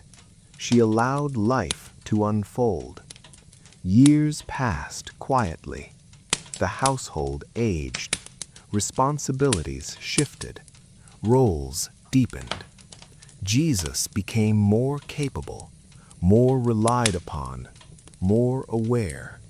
Yet he remained rooted. Returning to ordinary life was not a step backward. It was a necessary season, a time of formation, a time of grounding, a time when greatness learned humility. Mary understood this intuitively. She did not fear the ordinary anymore. She saw that meaning could grow in silence, that preparation did not require noise, that faithfulness in small things mattered deeply. Jesus lived this truth daily. He did not chase destiny. He walked steadily towards it. And so life continued, unrecorded, uncelebrated, essential. The child who had once stayed behind in the temple now stayed present in daily life, learning, serving, waiting. The return to ordinary life was not the end of his story. It was the soil in which everything else would grow. After the events in Jerusalem, life entered a long, quiet stretch. No stories were written about these years. No speeches were recorded. No crowds gathered. History grows silent here. Jesus lived most of his life in this silence. These were not empty years. They were simply unobserved. Nazareth remained small and ordinary. Days followed familiar patterns. Seasons came and went without announcement. Jesus grew from boy to man without notice. Mary watched this change slowly. She saw strength replace childhood softness. She saw confidence grow without pride. She saw steadiness deepen with time. But nothing dramatic marked these years. Silence ruled. Jesus continued working. Wood, stone, and tools shaped his days. Labor shaped his body. Routine shaped his mind. He learned endurance. Some days were exhausting. Some days were repetitive. Some days offered little reward. He accepted them all. Silence taught him patience. There was no urgency in him, no need to prove anything, no desire to be seen. He understood that time itself was a teacher. Mary noticed how rarely he spoke about himself. When others talked, he listened. When opinions clashed, he remained calm. When injustice appeared, he noticed quietly. He did not rush to correct the world. He learned it first. The long years of silence were years of observation. Jesus watched people closely. He noticed how hardship shaped them. He noticed how power changed behavior. He noticed how fear guided choices. He did not condemn these things aloud. He stored them. Mary sensed this inward awareness. She sometimes wondered what thoughts filled his quiet moments, but she did not ask. Silence respected silence. Joseph aged during these years. His movements slowed. His strength faded gradually. Jesus assumed more responsibility. He carried heavier loads. He made decisions. He supported the household. Silence taught him duty. Life did not pause for reflection. Bills needed paying. Food needed preparing. Work needed finishing.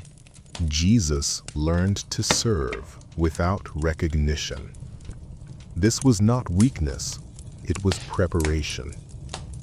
Mary saw how the absence of attention protected him. No expectations were placed on him by the world, only by life itself.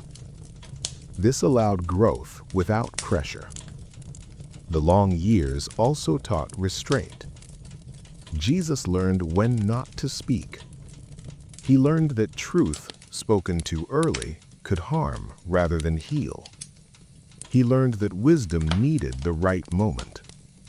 Silence refined discernment. Nazareth did not offer excitement. It offered proximity. People lived close together. Their struggles were visible. Their joys were simple. Jesus became familiar with sorrow, illness, loss, poverty. He did not avoid these realities. He stood near them. But he did not offer explanations. He offered presence. Mary saw how people felt comforted around him, not because he spoke much, but because he was attentive. The long years of silence formed compassion. Not theoretical compassion, lived compassion. Jesus understood hunger because he had known it. He understood labor because he had endured it. He understood grief because he had witnessed it. These understandings did not come from teaching. They came from living. Silence also formed humility. Jesus did not build an identity around being exceptional. He lived among ordinary people as one of them. He shared their limits. He shared their responsibilities. He did not separate himself. Mary found peace in this. She did not fear arrogance in him. She saw groundedness. The long years of silence allowed wounds to heal quietly. Mary herself changed. She aged. She reflected. She released earlier fears. Silence softened her. She trusted that what was meant to emerge would do so in its own time. She stopped anticipating events. She lived fully in the present. Jesus mirrored this presence. He did not live ahead of his life. He lived inside it. As years passed, silence became familiar. It was not emptiness. It was fullness without noise. Jesus' inner life deepened. Prayer did not require words. Understanding did not require explanation. He grew comfortable with stillness. This comfort would later matter. The long years of silence also meant waiting, but not passive waiting. Active patience. Jesus did not withdraw from life while waiting. He engaged fully. He learned how systems worked, how people thought, how authority behaved. He learned what hurt people most and what healed them least. All of this happened quietly, unnoticed by history, but not wasted. Silence shaped character more deeply than applause ever could. When moments of frustration came, Jesus did not explode. He endured. When injustice appeared, he noted it carefully. He did not react impulsively. Silence refined judgment. Mary sometimes wondered if the world would ever know the man her son was becoming. Then she reminded herself that knowing was not her task. Trust was. The long years of silence were not a delay. They were alignment. Everything was being set into place. Time, understanding, strength. Nothing rushed. Nothing forced. Silence protected what was forming. Jesus accepted anonymity fully. He did not resent being unknown. He understood that visibility was not the same as purpose. The years passed. Quietly. Faithfully. The silence did not end suddenly. It would break gently, only when the time was right. Until then, Jesus lived, worked, observed, waited.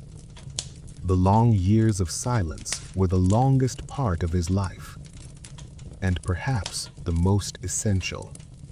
Change did not arrive loudly.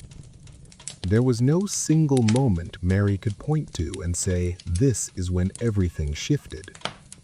Instead, it came like a change in the air. Slow, subtle, unavoidable. Mary had lived long enough to recognize this feeling. It was the same quiet awareness she had felt years before, when life was about to move beyond her control. Jesus was no longer a boy. That much was clear. But this change felt deeper than age. It felt like readiness. Mary noticed it first in small things. Jesus lingered longer in silence. He spent more time alone, yet not withdrawn. His gaze carried depth, as if he was listening to something unseen. He still worked, still helped, still lived as before. But something within him was settling into place. Mary felt it when he spoke. His words were gentle, but they carried weight. Simple sentences held deeper meaning. He spoke less, yet said more. Mary did not ask him what he was thinking. She had learned not to. Some things needed space. Mary watched him closely, not with fear, but with awareness. She sensed that the season of waiting was thinning, like dawn before sunrise. Still dark, but no longer night. Jesus did not announce anything. He did not declare a future. He simply lived with increasing clarity. Mary saw him interacting with others differently. He listened with full attention. He noticed suffering more directly. He responded with calm certainty. People lingered around him, not because he demanded attention, because they felt understood. Mary saw neighbors open up to him. They spoke of worries, of fatigue, of loss. Jesus did not rush to fix their problems. He offered presence, and that presence was changing. Mary felt it. She remembered the words spoken long ago, words she had carried quietly for decades. Now they stirred again, not as fear, as acceptance. She realized that her role was shifting. She had protected him, guided him, provided stability. But mothers do not own their children's paths. They prepare them. Mary sensed that her preparation was nearing completion. This realization was not easy. Letting go rarely is. She felt pride mixed with sorrow, joy mixed with concern. She loved him deeply, and she knew love sometimes required stepping back. Jesus remained respectful. He did not distance himself emotionally, but his inner life was clearly moving outward. Mary noticed his restlessness, not anxious, but purposeful, like someone listening for a call.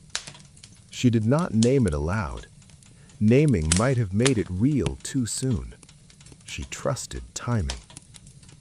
There were moments when she watched him walk through Nazareth, his steps steady, his posture relaxed, his presence grounded. She wondered how many others sensed what she did. Perhaps no one, perhaps many. Change often reveals itself differently to those closest. Mary remembered earlier moments, the temple, the silence, the years of work. They now felt like a long breath being released. Jesus was becoming fully himself, not in opposition to the past, but as its natural outcome. Mary did not try to hold him back. She did not try to push him forward. She remained steady. Her support became quieter, less instruction, more trust. She saw that Jesus no longer needed guidance in the same way. He carried his own discernment now. This realization required humility. Mary accepted it. She had always known this day would come. Knowing did not make it easier, but it made it possible. There were nights when she reflected deeply. She replayed memories, his birth, his childhood, the years of quiet growth. She felt gratitude, not regret. She had done what she could. Now life was taking over. Mary noticed Jesus spending more time away from home, not far, but thoughtfully, walking alone, observing nature, sitting in stillness. These were not escapes, they were preparation. Mary felt it. The change was not disruptive, it was aligning. Jesus was not abandoning his past, he was carrying it forward. Mary understood this intuitively. She felt no need to interfere. She honored his process. Sometimes their eyes met in shared understanding. No words were exchanged. None were needed. They both knew something was approaching, but they allowed it to arrive naturally. Mary did not fear what was coming, but she respected its weight. She knew that growth often brought challenge, that purpose often carried cost. She did not shield herself from these thoughts. She faced them quietly. Her faith had matured. It was no longer driven by expectation. It was anchored in trust. Jesus remained calm. There was no urgency in him, no panic, no impatience. This reassured Mary. She knew that whatever lay ahead would not be forced. It would unfold. Change, she realized, was not a rupture. It was a transition. Jesus was not leaving who he had been. He was expanding. And Mary embraced this truth. She adjusted her role. Less protector, more witness. She would walk beside him as long as she could. Then she would watch and trust. The sensing of change did not end with action. It settled first in awareness. Mary allowed herself to feel it fully. She did not resist. She did not rush. She simply stayed present, as she had always done. Change was coming, but it was coming gently, like everything else in his life. And Mary was ready. Leaving home did not happen suddenly. There was no dramatic farewell, no public announcement, no sense of urgency. It unfolded quietly, the way all meaningful changes had unfolded in Jesus' life. Nazareth had been everything familiar: the narrow paths, the worn stone houses, the voices that greeted him by name. This place had shaped him. Here he had learned work. Here he had learned patience.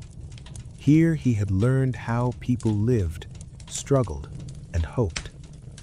Stepping away from home meant more than distance. It meant transition.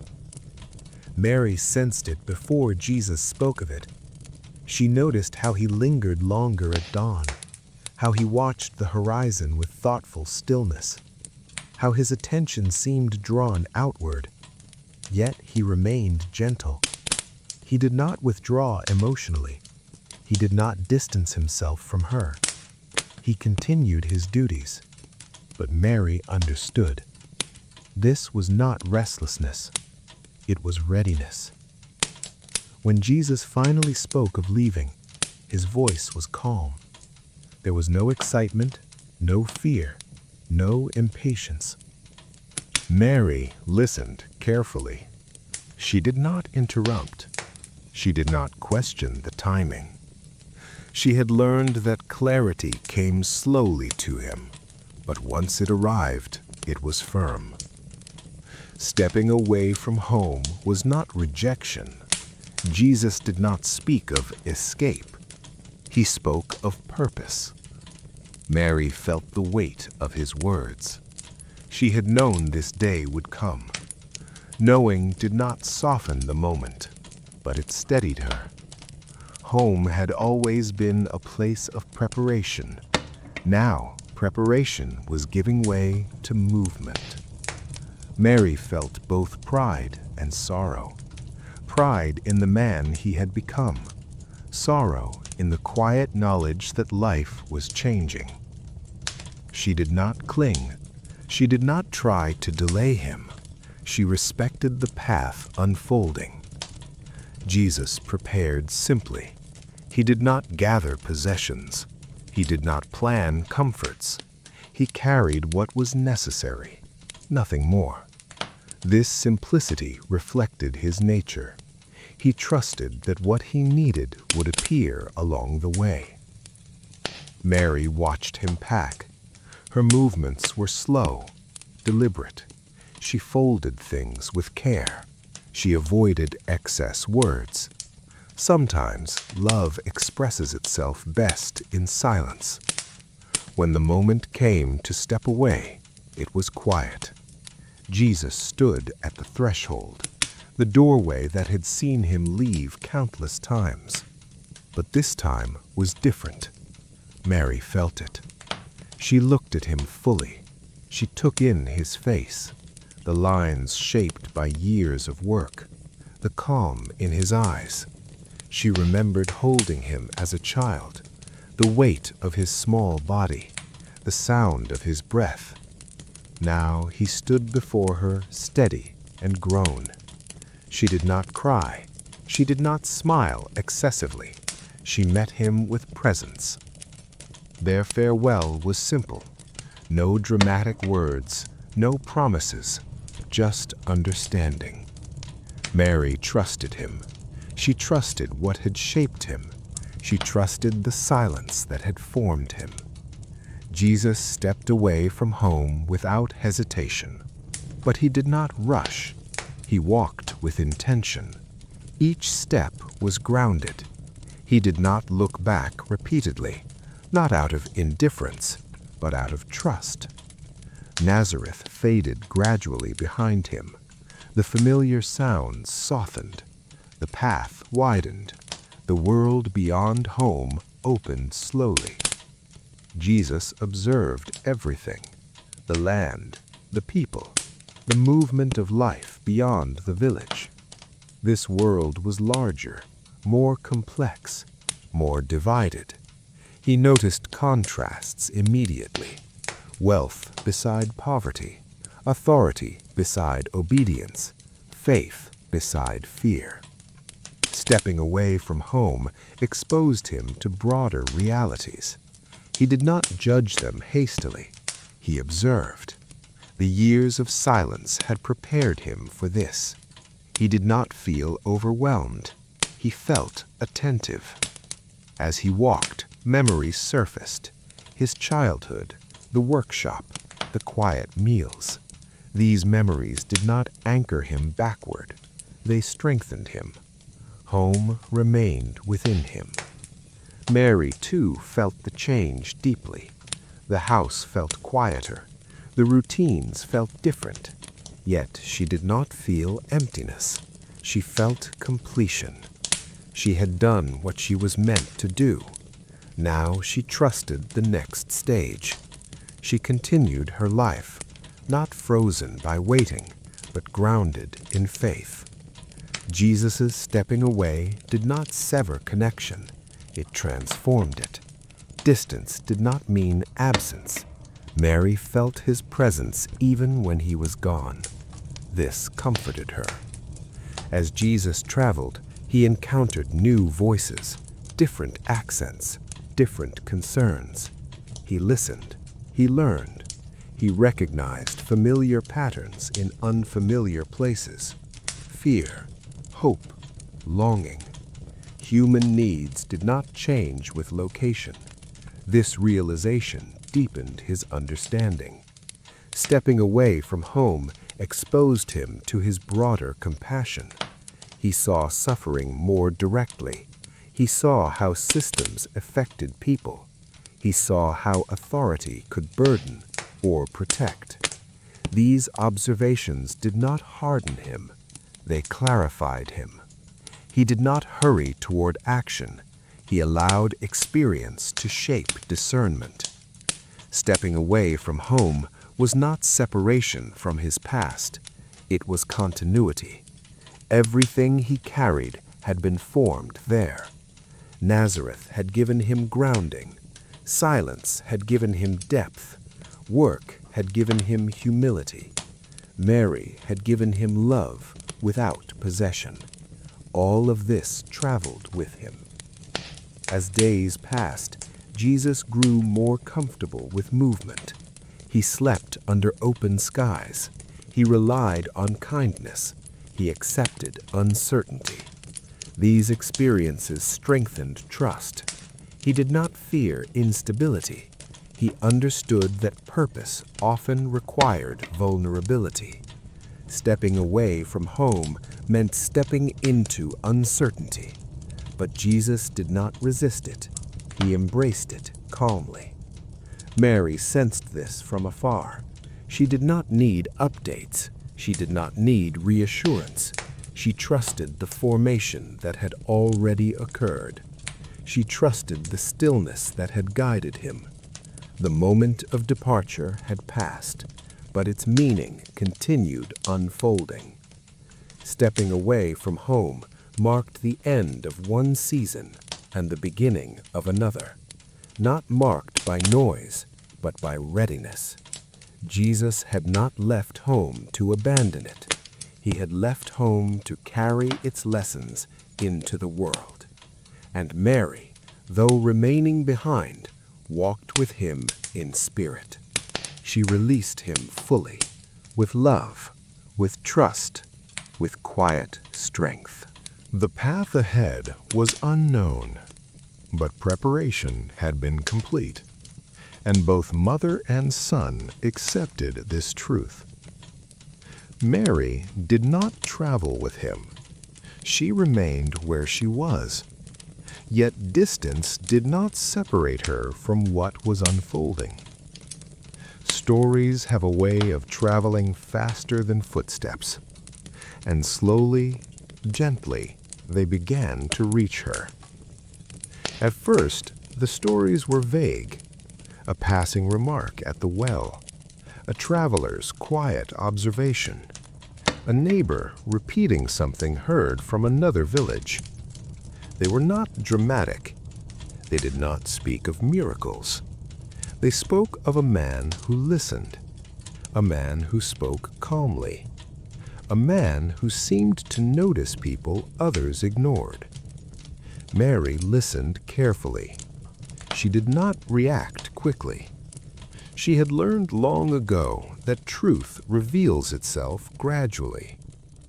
One story mentioned a teacher walking with fishermen.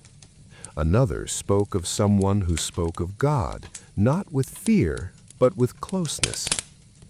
Mary did not ask questions immediately. She absorbed. She reflected. She remembered. She compared these words with what she knew of her son. None of it surprised her, not because she expected greatness, but because she recognized his nature. The stories grew clearer with time. People began to speak his name, not loudly, not with proclamation, but with recognition. They spoke of how he spoke gently yet firmly, how he did not rush people, how he did not seek attention. Mary noticed what the stories did not say. They did not describe arrogance. They did not describe anger. They did not describe spectacle. This mattered to her. She had raised him in quiet. She knew the danger of attention, the danger of misunderstanding. As the stories reached her, Mary felt both warmth and concern. Warmth because he was being understood by some. Concern because understanding often brings scrutiny. Not everyone listens with openness. Mary knew this well. She had lived under watchful eyes before.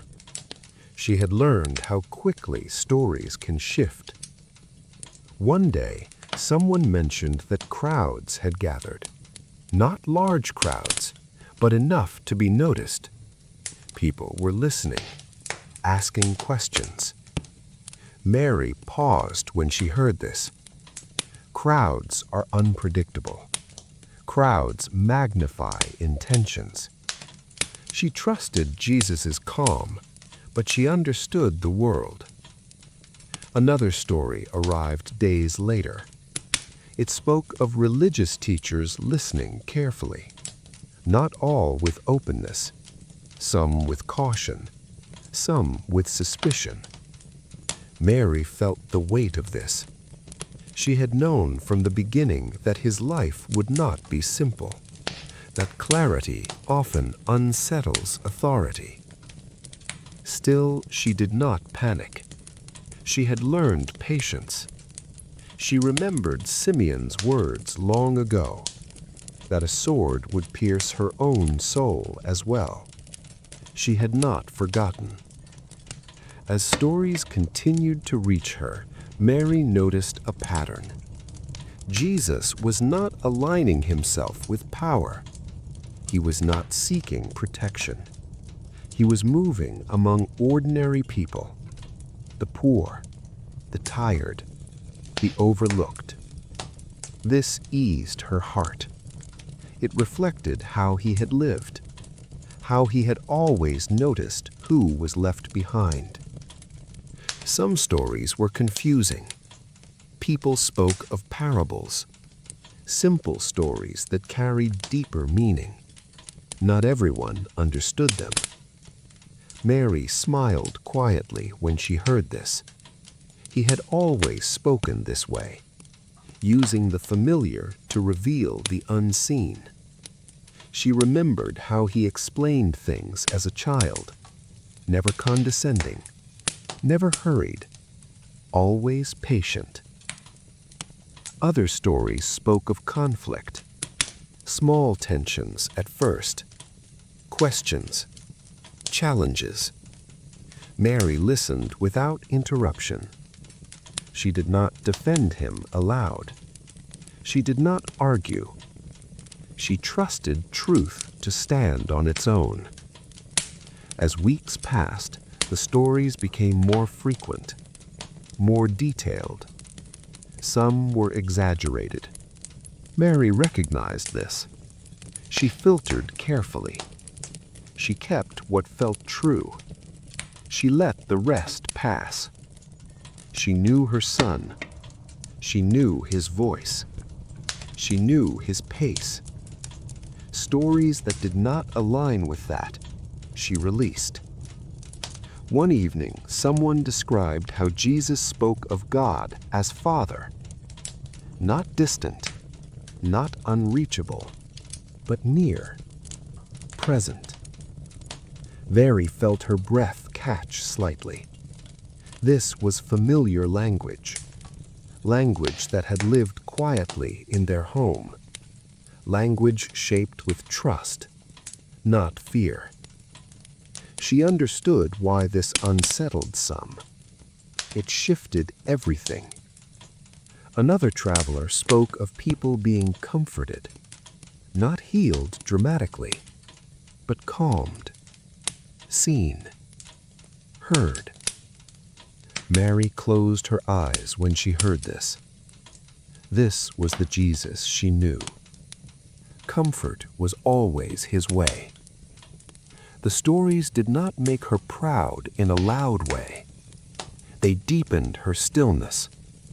She felt the seriousness of what was unfolding, not because of recognition, but because of responsibility.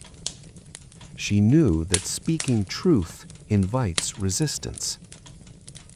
Mary also heard rumors of misunderstanding. Some said he was reckless. Others said he was dangerous. Mary felt concern rise quietly. Dangerous to whom? She knew how easily fear labels clarity as threat. She prayed silently, not for safety alone, but for wisdom, for endurance, for gentleness to remain intact under pressure. She did not seek him out immediately. She did not interrupt the path he was walking. She trusted timing. She trusted discernment. Mary understood that mothers do not control purpose. They prepare it. And then they release it. Still, she remained attentive. Every new story mattered. Each carried weight. She listened for tone more than content, for intention more than event. Some stories spoke of joy, laughter shared around meals. Mary smiled softly at these. He had always valued shared tables. Other stories spoke of sadness, of people weeping as they listened. Mary did not shy away from this. Truth often awakens grief before healing. As stories accumulated, Mary began to feel distance differently, not as separation, but as expansion. Her son's life was no longer contained within home. It was touching lives far beyond. This realization was both humbling and heavy. She understood that she would not always be near, that others would now encounter him directly. She trusted that they would see what she had seen. Not perfection, but integrity. Not spectacle, but compassion.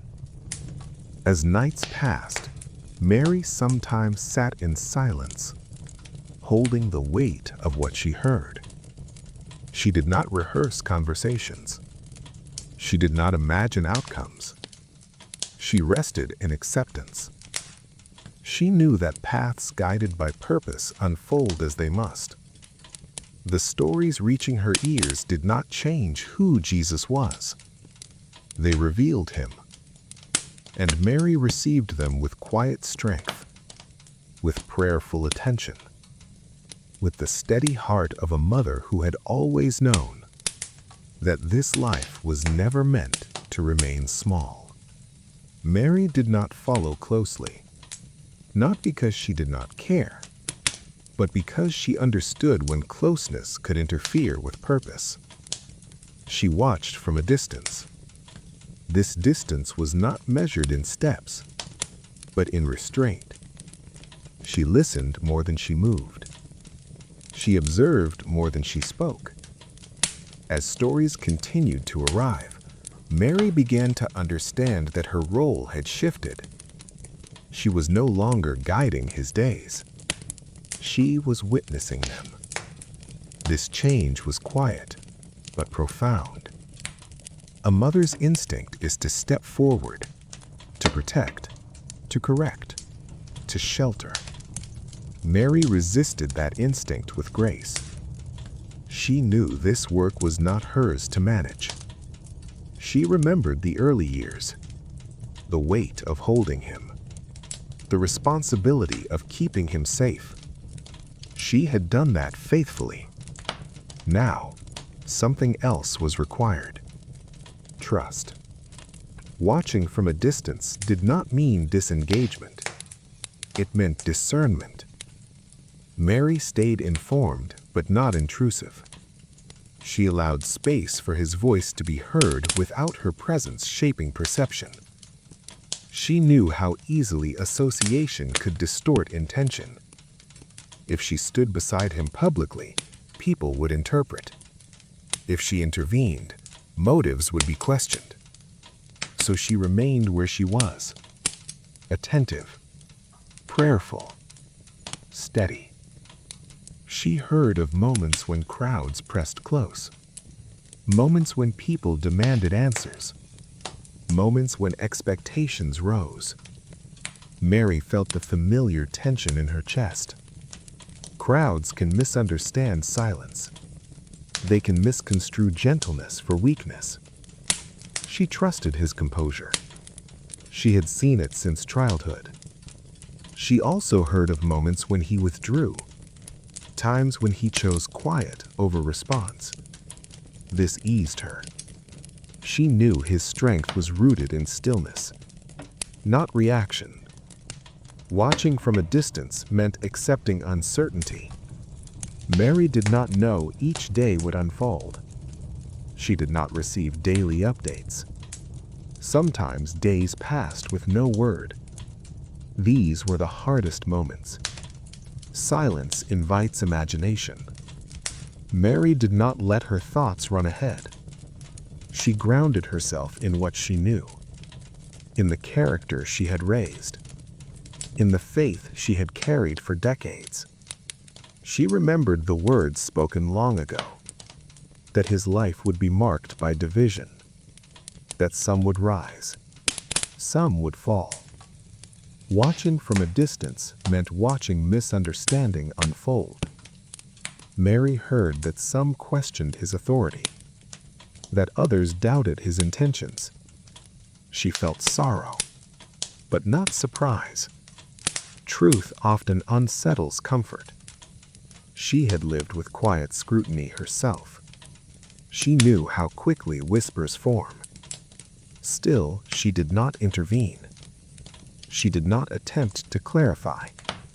She understood that truth must be encountered directly, not defended through explanation. She also heard of moments of compassion, people sitting with him, listening, finding clarity. Mary held on to these moments. They reminded her that the work was reaching hearts, not just minds. Watching from a distance also meant watching time accelerate. Events unfolded faster than she expected. Momentum builds when purpose is clear. She sensed the growing weight of responsibility around him. Mary did not romanticize this. She understood the cost of visibility. She had seen how attention narrows options. She prayed not for success, but for endurance, for courage without bitterness, for compassion that would not harden under pressure. At times, Mary wondered if he slept well, if he ate enough, if he rested when his body asked. These thoughts rose naturally. She released them gently. She had entrusted his life long ago. Now she entrusted his path. She did not withdraw emotionally. She stayed present in awareness. She listened carefully to tone in each report. She learned to hear between words. She noticed when fear entered stories, when urgency replaced curiosity. These shifts told her something deeper was unfolding. Watching from a distance also meant accepting that some would project onto him. Expectations of power, of rebellion, of deliverance shaped by desire rather than truth. Mary felt concern here. She knew expectations can turn quickly to disappointment. She knew disappointment often seeks someone to blame. She prayed that clarity would remain stronger than projection. She also knew that her presence could complicate these expectations. Some might interpret her silence as agreement, others as distance. Mary accepted this ambiguity. Mary did not manage perception. She trusted truth to surface in time. As months passed, Mary sensed change not just through stories alone, but within herself. A quiet heaviness. Not fear, not dread, but awareness. She felt that the path ahead would narrow, that choices would become more visible, that patience would be tested. She did not resist this feeling. She sat with it. She allowed it to settle. Watching from a distance required humility. She was no longer central to the unfolding story. She accepted this without resentment. She understood that love does not demand visibility. It sustains from the unseen. She remembered the early years again, how little of motherhood was noticed, how much was done quietly. This felt familiar. Different context, same posture. There were moments when she considered stepping closer, traveling, seeking him out. She weighed these thoughts carefully. She waited for clarity. She did not act on impulse. She trusted timing. She trusted that when presence was needed, it would be unmistakable. Watching from a distance also meant preparing herself, not for reunion, but for outcome. Mary did not know what the outcome would be, but she knew it would be costly. She felt this not as prediction, but as intuition shaped by faith. She did not dwell on endings. She focused on faithfulness. Each day she lived quietly. She worked. She prayed. She listened. She waited. This waiting was not passive. It was active trust. She honored the boundary between support and interference, between love and control. Mary understood something few articulate, that love sometimes watches. It does not rush forward. It does not demand reassurance. It stands ready, still, strong. Watching from a distance was one of the hardest roles she had ever lived. Harder than uncertainty, harder than labor, harder than fear, because it required surrender without resolution. Yet she lived it with grace, with steadiness, with faith. She did not know when their paths would cross again. She did not need to. She trusted that when the moment came, it would carry meaning. Until then, she watched, from a distance, with love that did not waver, with faith that did not demand answers, with a heart prepared for whatever lay ahead. Concern did not arrive suddenly. It grew quietly, like a shadow that lengthens as the sun lowers. Mary did not panic. She was not given to sudden fear, but she felt the weight deepen as time passed. The stories had changed in tone. They were no longer only about listening and teaching. They carried tension now. Questions sharpened. Voices grew louder. Not everyone was curious anymore. Some were defensive. Some were unsettled. Mary recognized this shift immediately. She had lived long enough to know the sound of resistance. Concern for her was not dramatic. It did not rush her steps. It settled in her chest and stayed there, a steady presence. She held it with care. She did not deny it. She did not let it rule her. Concern was not the enemy. It was a signal. It reminded her that what was unfolding mattered, that truth often invites opposition, that clarity disturbs those who rely on control. Mary balanced concern with faith, not blind faith, but practiced faith. Faith shaped by years of quiet obedience, by long waiting, by unanswered questions. She remembered how her life had unfolded, rarely with explanations, often with trust required before understanding. This moment was no different. She had learned long ago that faith does not erase concern. It holds it.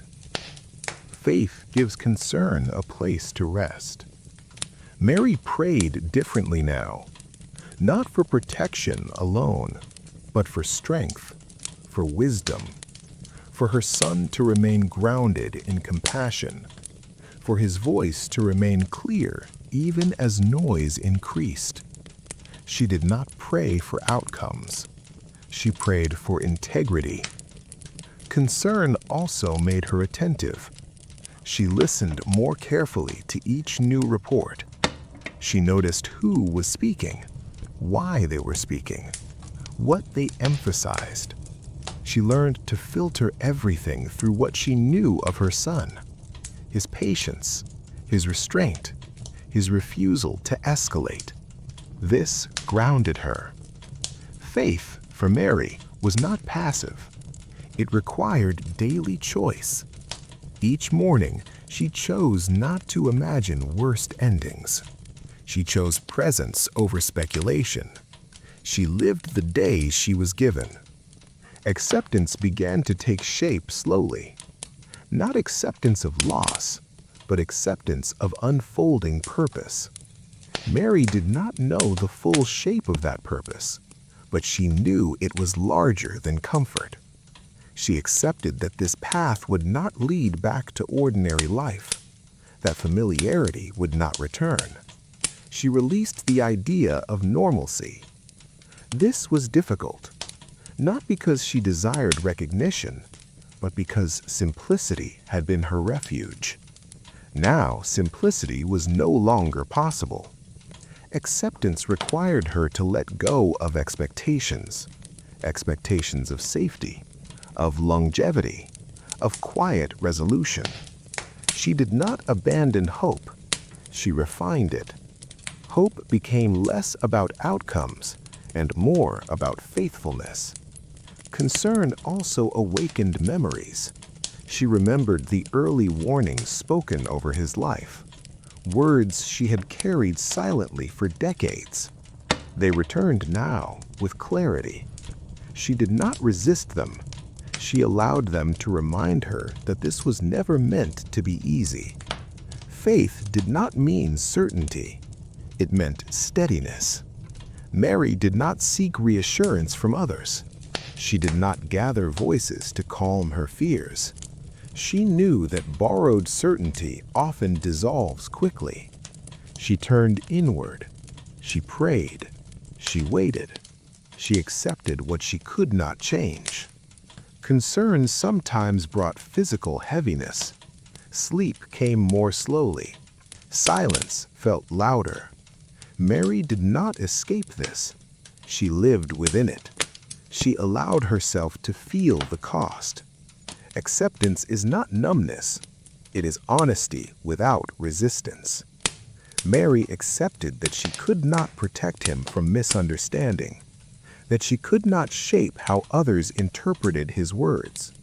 She accepted that truth invites reaction, that clarity draws lines. This acceptance was not resignation. It was resolve. She resolved to remain faithful regardless of outcome, to remain grounded regardless of noise. Concern and faith coexisted within her. They did not cancel each other. They shaped each other. Concern kept her attentive. Faith kept her grounded. Acceptance kept her free. This balance was delicate, but Mary carried it with quiet strength. She did not announce her struggle. She did not dramatize it. She lived it privately. Acceptance also meant trusting his discernment, trusting that he knew when to speak, when to remain silent, when to move forward, when to withdraw. She trusted that his stillness was intentional, that his restraint was strength. She remembered how he had always listened before acting. This reassured her. Concern sharpened as stories of judgment emerged. Not legal judgment yet, but moral judgment. Accusations, mischaracterizations. Mary felt sorrow at this. She knew how words can wound, how labels can isolate. She prayed that truth would outlast accusation. Faith reminded her that judgment does not define identity. Acceptance reminded her that misunderstanding is often unavoidable. Mary did not rush to correct narratives. She understood that correction can escalate conflict. She trusted that truth carries its own clarity over time.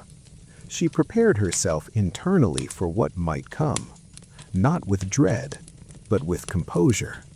She strengthened herself through prayer, through remembrance, through quiet routine.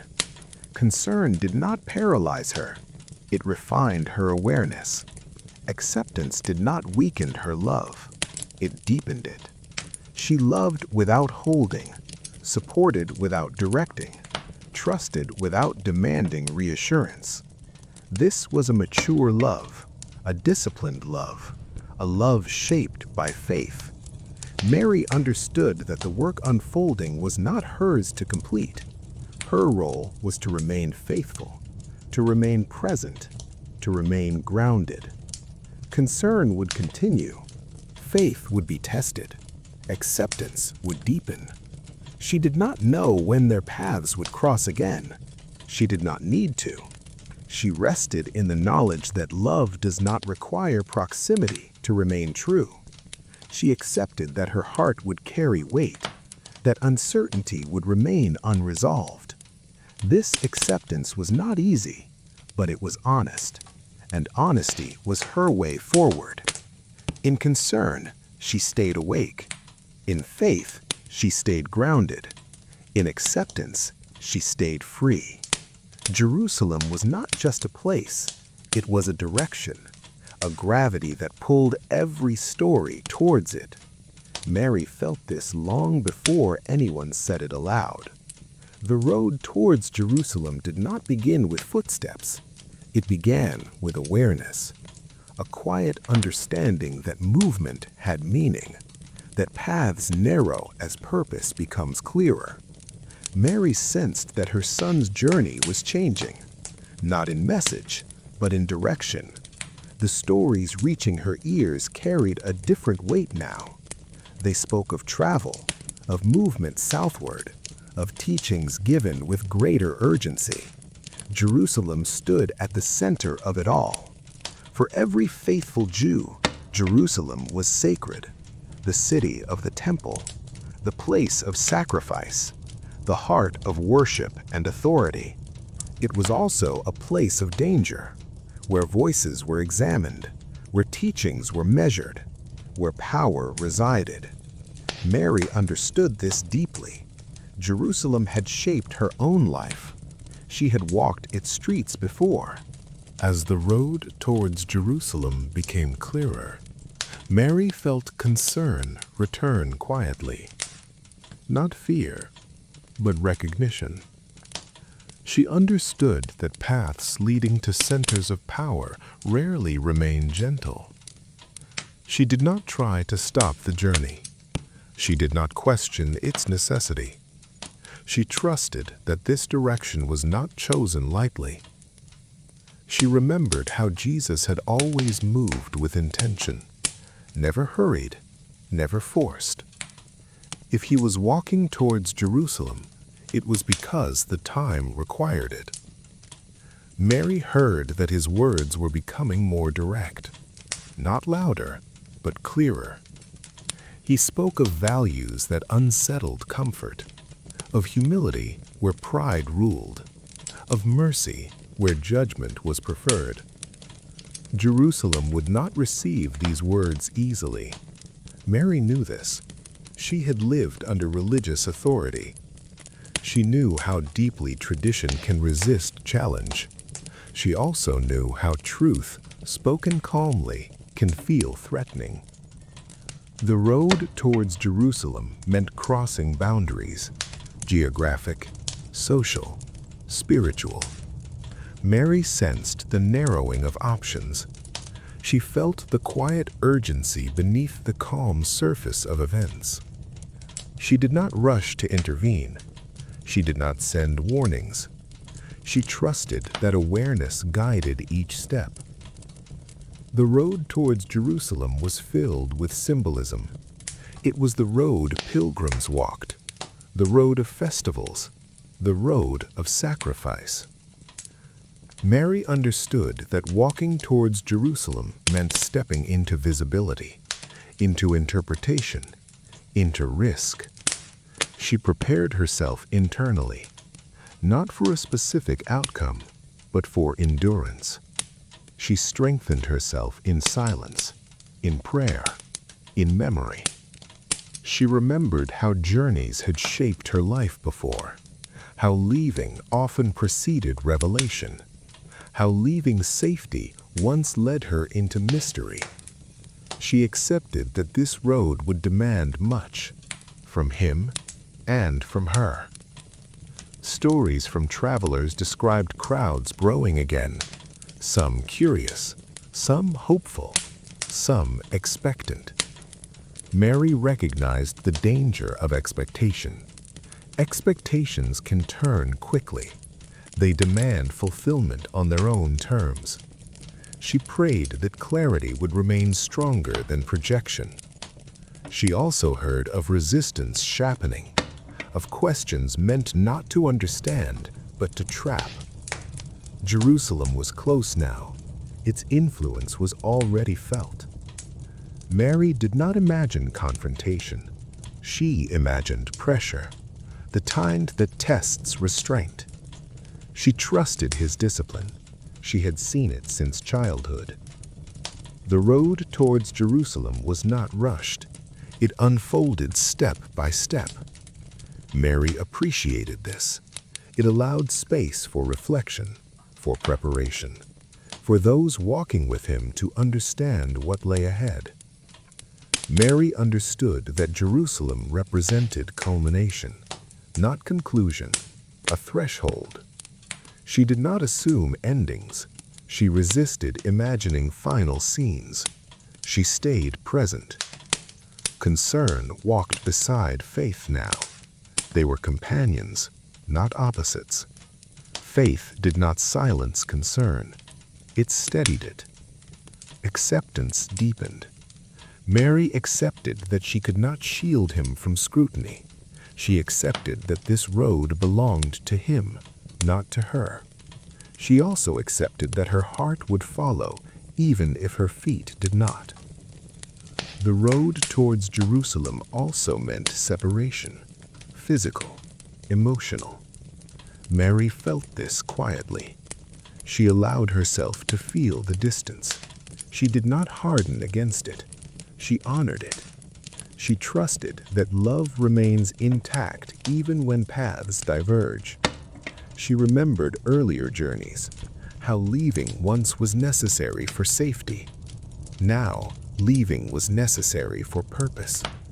Different reasons, same courage. As Jerusalem drew nearer, Mary sensed a stillness settle within her.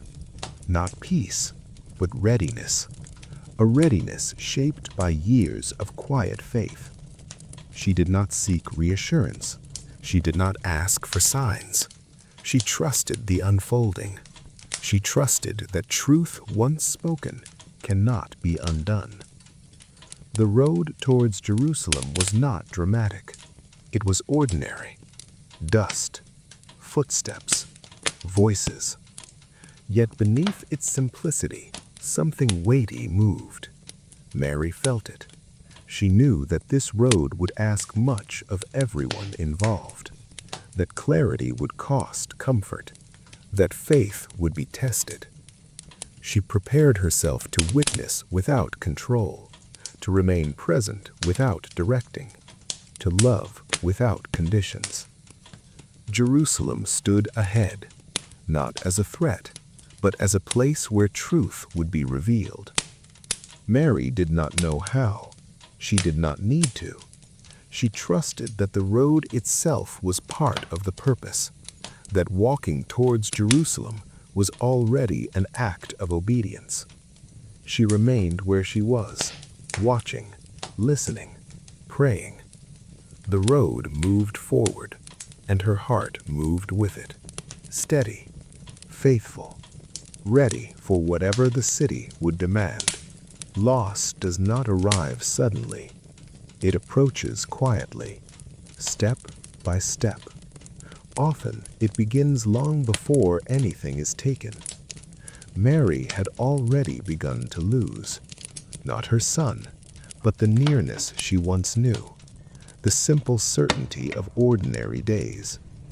The suffering did not begin at the cross. It began with distance, with silence, with watching events unfold beyond her reach. Mary understood suffering in ways few did. She had carried joy and fear together from the beginning. She had learned early that blessing does not remove pain. It often deepens it. As the road towards Jerusalem became clearer, Mary felt concern return quietly. Not fear, but recognition. She understood that paths leading to centers of power rarely remain gentle. She did not try to stop the journey. She did not question its necessity. She trusted that this direction was not chosen lightly. She remembered how Jesus had always moved with intention, never hurried, never forced. If he was walking towards Jerusalem, it was because the time required it. Mary heard that his words were becoming more direct, not louder, but clearer. He spoke of values that unsettled comfort, of humility where pride ruled, of mercy where judgment was preferred. Jerusalem would not receive these words easily. Mary knew this. She had lived under religious authority. She knew how deeply tradition can resist challenge. She also knew how truth, spoken calmly, can feel threatening. The road towards Jerusalem meant crossing boundaries, geographic, social, spiritual. Mary sensed the narrowing of options. She felt the quiet urgency beneath the calm surface of events. She did not rush to intervene. She did not send warnings. She trusted that awareness guided each step. The road towards Jerusalem was filled with symbolism. It was the road pilgrims walked, the road of festivals, the road of sacrifice. Mary understood that walking towards Jerusalem meant stepping into visibility, into interpretation, into risk. She prepared herself internally, not for a specific outcome, but for endurance. She strengthened herself in silence, in prayer, in memory. She remembered how journeys had shaped her life before, how leaving often preceded revelation, how leaving safety once led her into mystery. She accepted that this road would demand much, from him and from her. Stories from travelers described crowds growing again, some curious, some hopeful, some expectant. Mary recognized the danger of expectation. Expectations can turn quickly. They demand fulfillment on their own terms. She prayed that clarity would remain stronger than projection. She also heard of resistance sharpening, of questions meant not to understand, but to trap. Jerusalem was close now. Its influence was already felt. Mary did not imagine confrontation. She imagined pressure, the kind that tests restraint. She trusted his discipline. She had seen it since childhood. The road towards Jerusalem was not rushed. It unfolded step by step. Mary appreciated this. It allowed space for reflection, for preparation, for those walking with him to understand what lay ahead. Mary understood that Jerusalem represented culmination, not conclusion, a threshold. She did not assume endings. She resisted imagining final scenes. She stayed present. Concern walked beside faith now. They were companions, not opposites. Faith did not silence concern. It steadied it. Acceptance deepened. Mary accepted that she could not shield him from scrutiny. She accepted that this road belonged to him, not to her. She also accepted that her heart would follow, even if her feet did not. The road towards Jerusalem also meant separation, physical, emotional. Mary felt this quietly. She allowed herself to feel the distance. She did not harden against it. She honored it. She trusted that love remains intact even when paths diverge. She remembered earlier journeys, how leaving once was necessary for safety. Now, leaving was necessary for purpose. Different reasons, same courage. As Jerusalem drew nearer, Mary sensed a stillness settle within her. Not peace, but readiness. A readiness shaped by years of quiet faith. She did not seek reassurance. She did not ask for signs. She trusted the unfolding. She trusted that truth once spoken cannot be undone. The road towards Jerusalem was not dramatic. It was ordinary. Dust, footsteps, voices. Yet beneath its simplicity, something weighty moved. Mary felt it. She knew that this road would ask much of everyone involved, that clarity would cost comfort, that faith would be tested. She prepared herself to witness without control, to remain present without directing, to love without conditions. Jerusalem stood ahead, not as a threat, but as a place where truth would be revealed. Mary did not know how. She did not need to. She trusted that the road itself was part of the purpose, that walking towards Jerusalem was already an act of obedience. She remained where she was, watching, listening, praying. The road moved forward, and her heart moved with it, steady, faithful, ready for whatever the city would demand. Loss does not arrive suddenly. It approaches quietly, step by step. Often, it begins long before anything is taken. Mary had already begun to lose. Not her son, but the nearness she once knew, the simple certainty of ordinary days. The suffering did not begin at the cross. It began with distance, with silence, with watching events unfold beyond her reach. Mary understood suffering in ways few did. She had carried joy and fear together from the beginning. She had learned early that blessing does not remove pain. It often deepens it. But something within her had been reshaped forever. The days after the crucifixion passed quietly, too quietly. There were no crowds now, no shouting, no accusations, only silence. Mary remained with others who shared her sorrow. They did not speak often. Words felt unnecessary. Grief has its own language. It speaks in pauses, in glances, in shared stillness. Hope did not return quickly. It rarely does. Mary did not expect it to. She did not search for meaning immediately. She allowed the darkness to be what it was. Loss deserves that respect. The Sabbath came and went. Time moved forward, even though the heart resisted.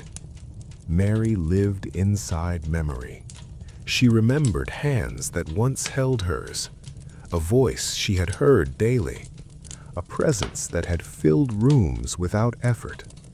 Now, absence filled everything instead.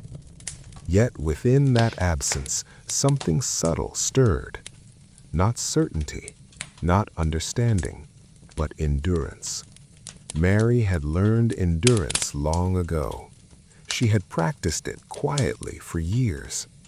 Hope does not always appear as joy.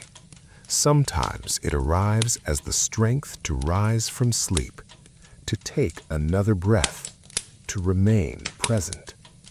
Mary's faith had never depended on outcomes. It had always depended on trust. Trust that extended beyond explanation. In the darkness, that trust did not disappear.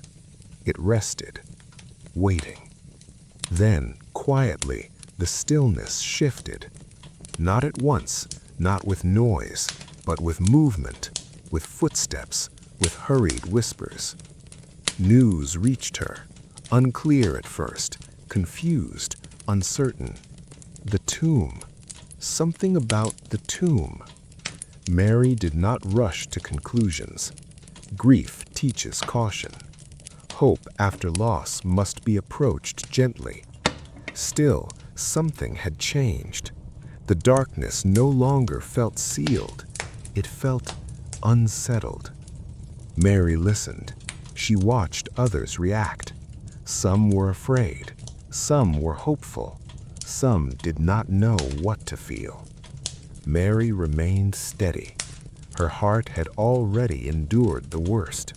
Whatever came next could not undo that pain, but it might transform it. When confirmation came, it did not arrive as spectacle. It arrived as truth quietly revealed. The stone was no longer the final word. Death had not held what it claimed. Hope did not erase loss. It reframed it. Mary did not forget the cross. She did not forget suffering. But now suffering stood within a larger story. Hope did not undo darkness. It gave it meaning. Mary's reaction was not loud, not dramatic. It was inward, deep. She had lived long enough to know that true hope does not shout. It settles. It steadies. Resurrection was not denial of death. It was affirmation that death does not end everything. Mary held this truth carefully. She did not rush to celebrate. She allowed understanding to unfold. Hope grew slowly, like light at dawn, not sudden, not blinding, but steady. Each hour brought clarity. Each moment softened grief. Loss remained real, but it no longer stood alone. Mary understood something then. Hope does not erase pain. It carries it forward, transforms it. She remembered earlier moments, words once spoken, promises not fully understood. They did not suddenly make sense in detail, but they aligned. Hope aligned memory and future. Mary's faith deepened rather than expanded. It became quieter, more rooted, less dependent on expectation. She did not need to see everything. She trusted what she had been shown. Hope reshaped her waiting. She was no longer waiting in grief. She was waiting in anticipation. Still, calm, grounded. The days that followed were gentle, marked by presence, by shared understanding. Mary did not withdraw. She remained among others. Her hope was not private, it was communal, shared through silence and belief. She saw lives touched again, not through power, but through peace. Hope softened the edges of fear. Mary understood now that darkness had not been pointless. It had prepared space, space for transformation, space for something greater than loss. She did not cling. She did not demand permanence. She allowed events to unfold. Hope had taught her patience again. When the time came for departure, Mary felt it differently than before. This separation was not like the first. It carried promise, not absence, not finality. Hope allowed letting go without despair. She watched, she listened, she trusted. Ascension was not loss, it was fulfillment. Hope had completed its work. Mary stood grounded. Her journey had not ended, but it had been transformed. Mary carried hope forward, not as excitement, but as quiet assurance. The darkness that once surrounded her now felt distant, not forgotten, but integrated. Hope does not erase shadows. It teaches us how to live with them. Mary lived on, carrying memory, carrying faith, carrying love. Hope remained with Mary, not loud, not fragile, but steady. As the world itself understood that something sacred had unfolded. Jesus did not remain in one place. He appeared, then withdrew. He spoke, then allowed silence. He did not cling to the earth again, nor did he abandon it abruptly. Everything happened with balance, with restraint, with purpose. Mary sensed this before it was spoken. She had learned to read quiet moments. She noticed how time felt different now. Lighter, less burdened. Not because pain was forgotten, but because it no longer ruled. The presence of her son was no longer bound to touch or sight. It was something deeper, something lasting. Mary listened as others spoke of encounters, of reassurance, of instruction, of calm authority that did not demand attention. Jesus did not speak of power. He spoke of peace. He spoke of love that endures. He spoke of guidance that would remain. Mary understood that this season too would pass. She had lived long enough to recognize transitions. Nothing stays in the same form forever. Even the most sacred moments change shape. What mattered was not holding on, but remaining faithful as things unfolded. When the time came, it was not announced with thunder. There were no signs in the sky, no spectacle meant to impress. Only presence, only awareness, only stillness. Jesus gathered those closest to him, not to promise comfort without cost, but to offer peace without condition.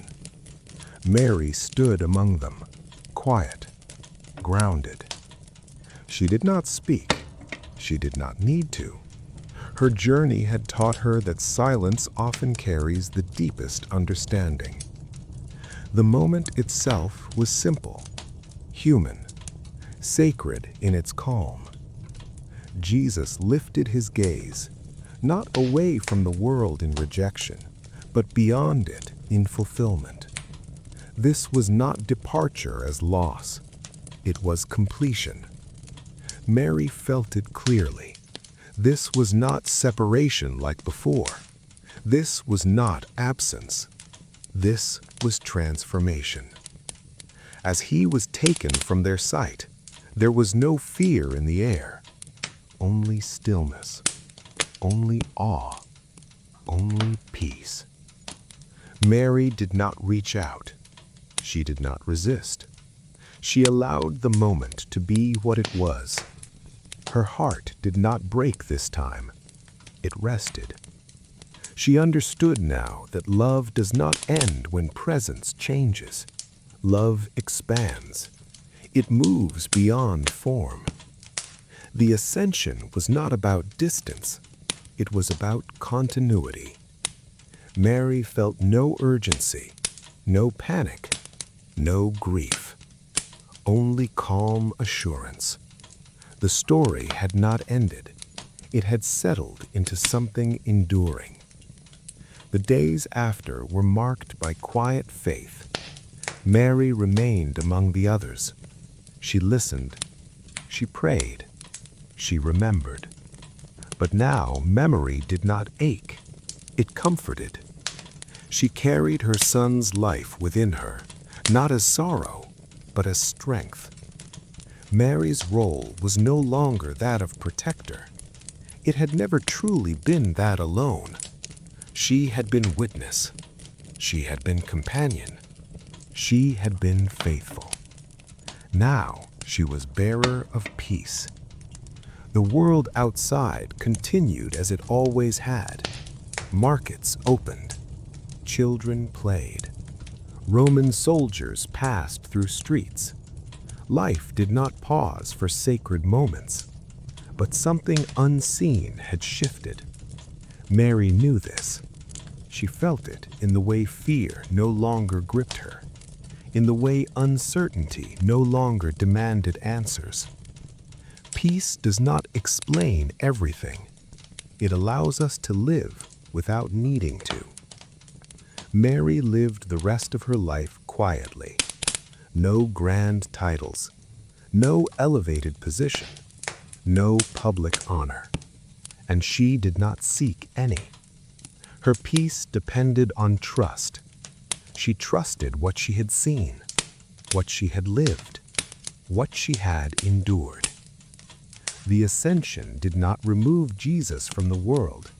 It placed him beyond limitation. Mary understood this deeply. Her son's life had never belonged only to her. It had always been given. Now it was fully released. And in that release, peace remained. Mary's faith became steady, unshaken by change, unmoved by fear. She had walked the entire journey, from quiet beginnings to unbearable loss, to enduring hope, to lasting peace. Her life stood testimony, not to control, but to surrender, not to certainty, but to trust. The story did not conclude with an ending. It concluded with continuity, with love that remains, with peace that does not fade. Mary's days passed gently. Her nights were calm. She rested not in answers, but in assurance that what had begun in humility had completed its purpose in peace. And so the story comes to rest, not with finality, but with stillness, with lasting calm, with a peace that continues even when words fall silent. The ascension was not goodbye, it was fulfillment. And in that fulfillment, Mary found her rest. Good night.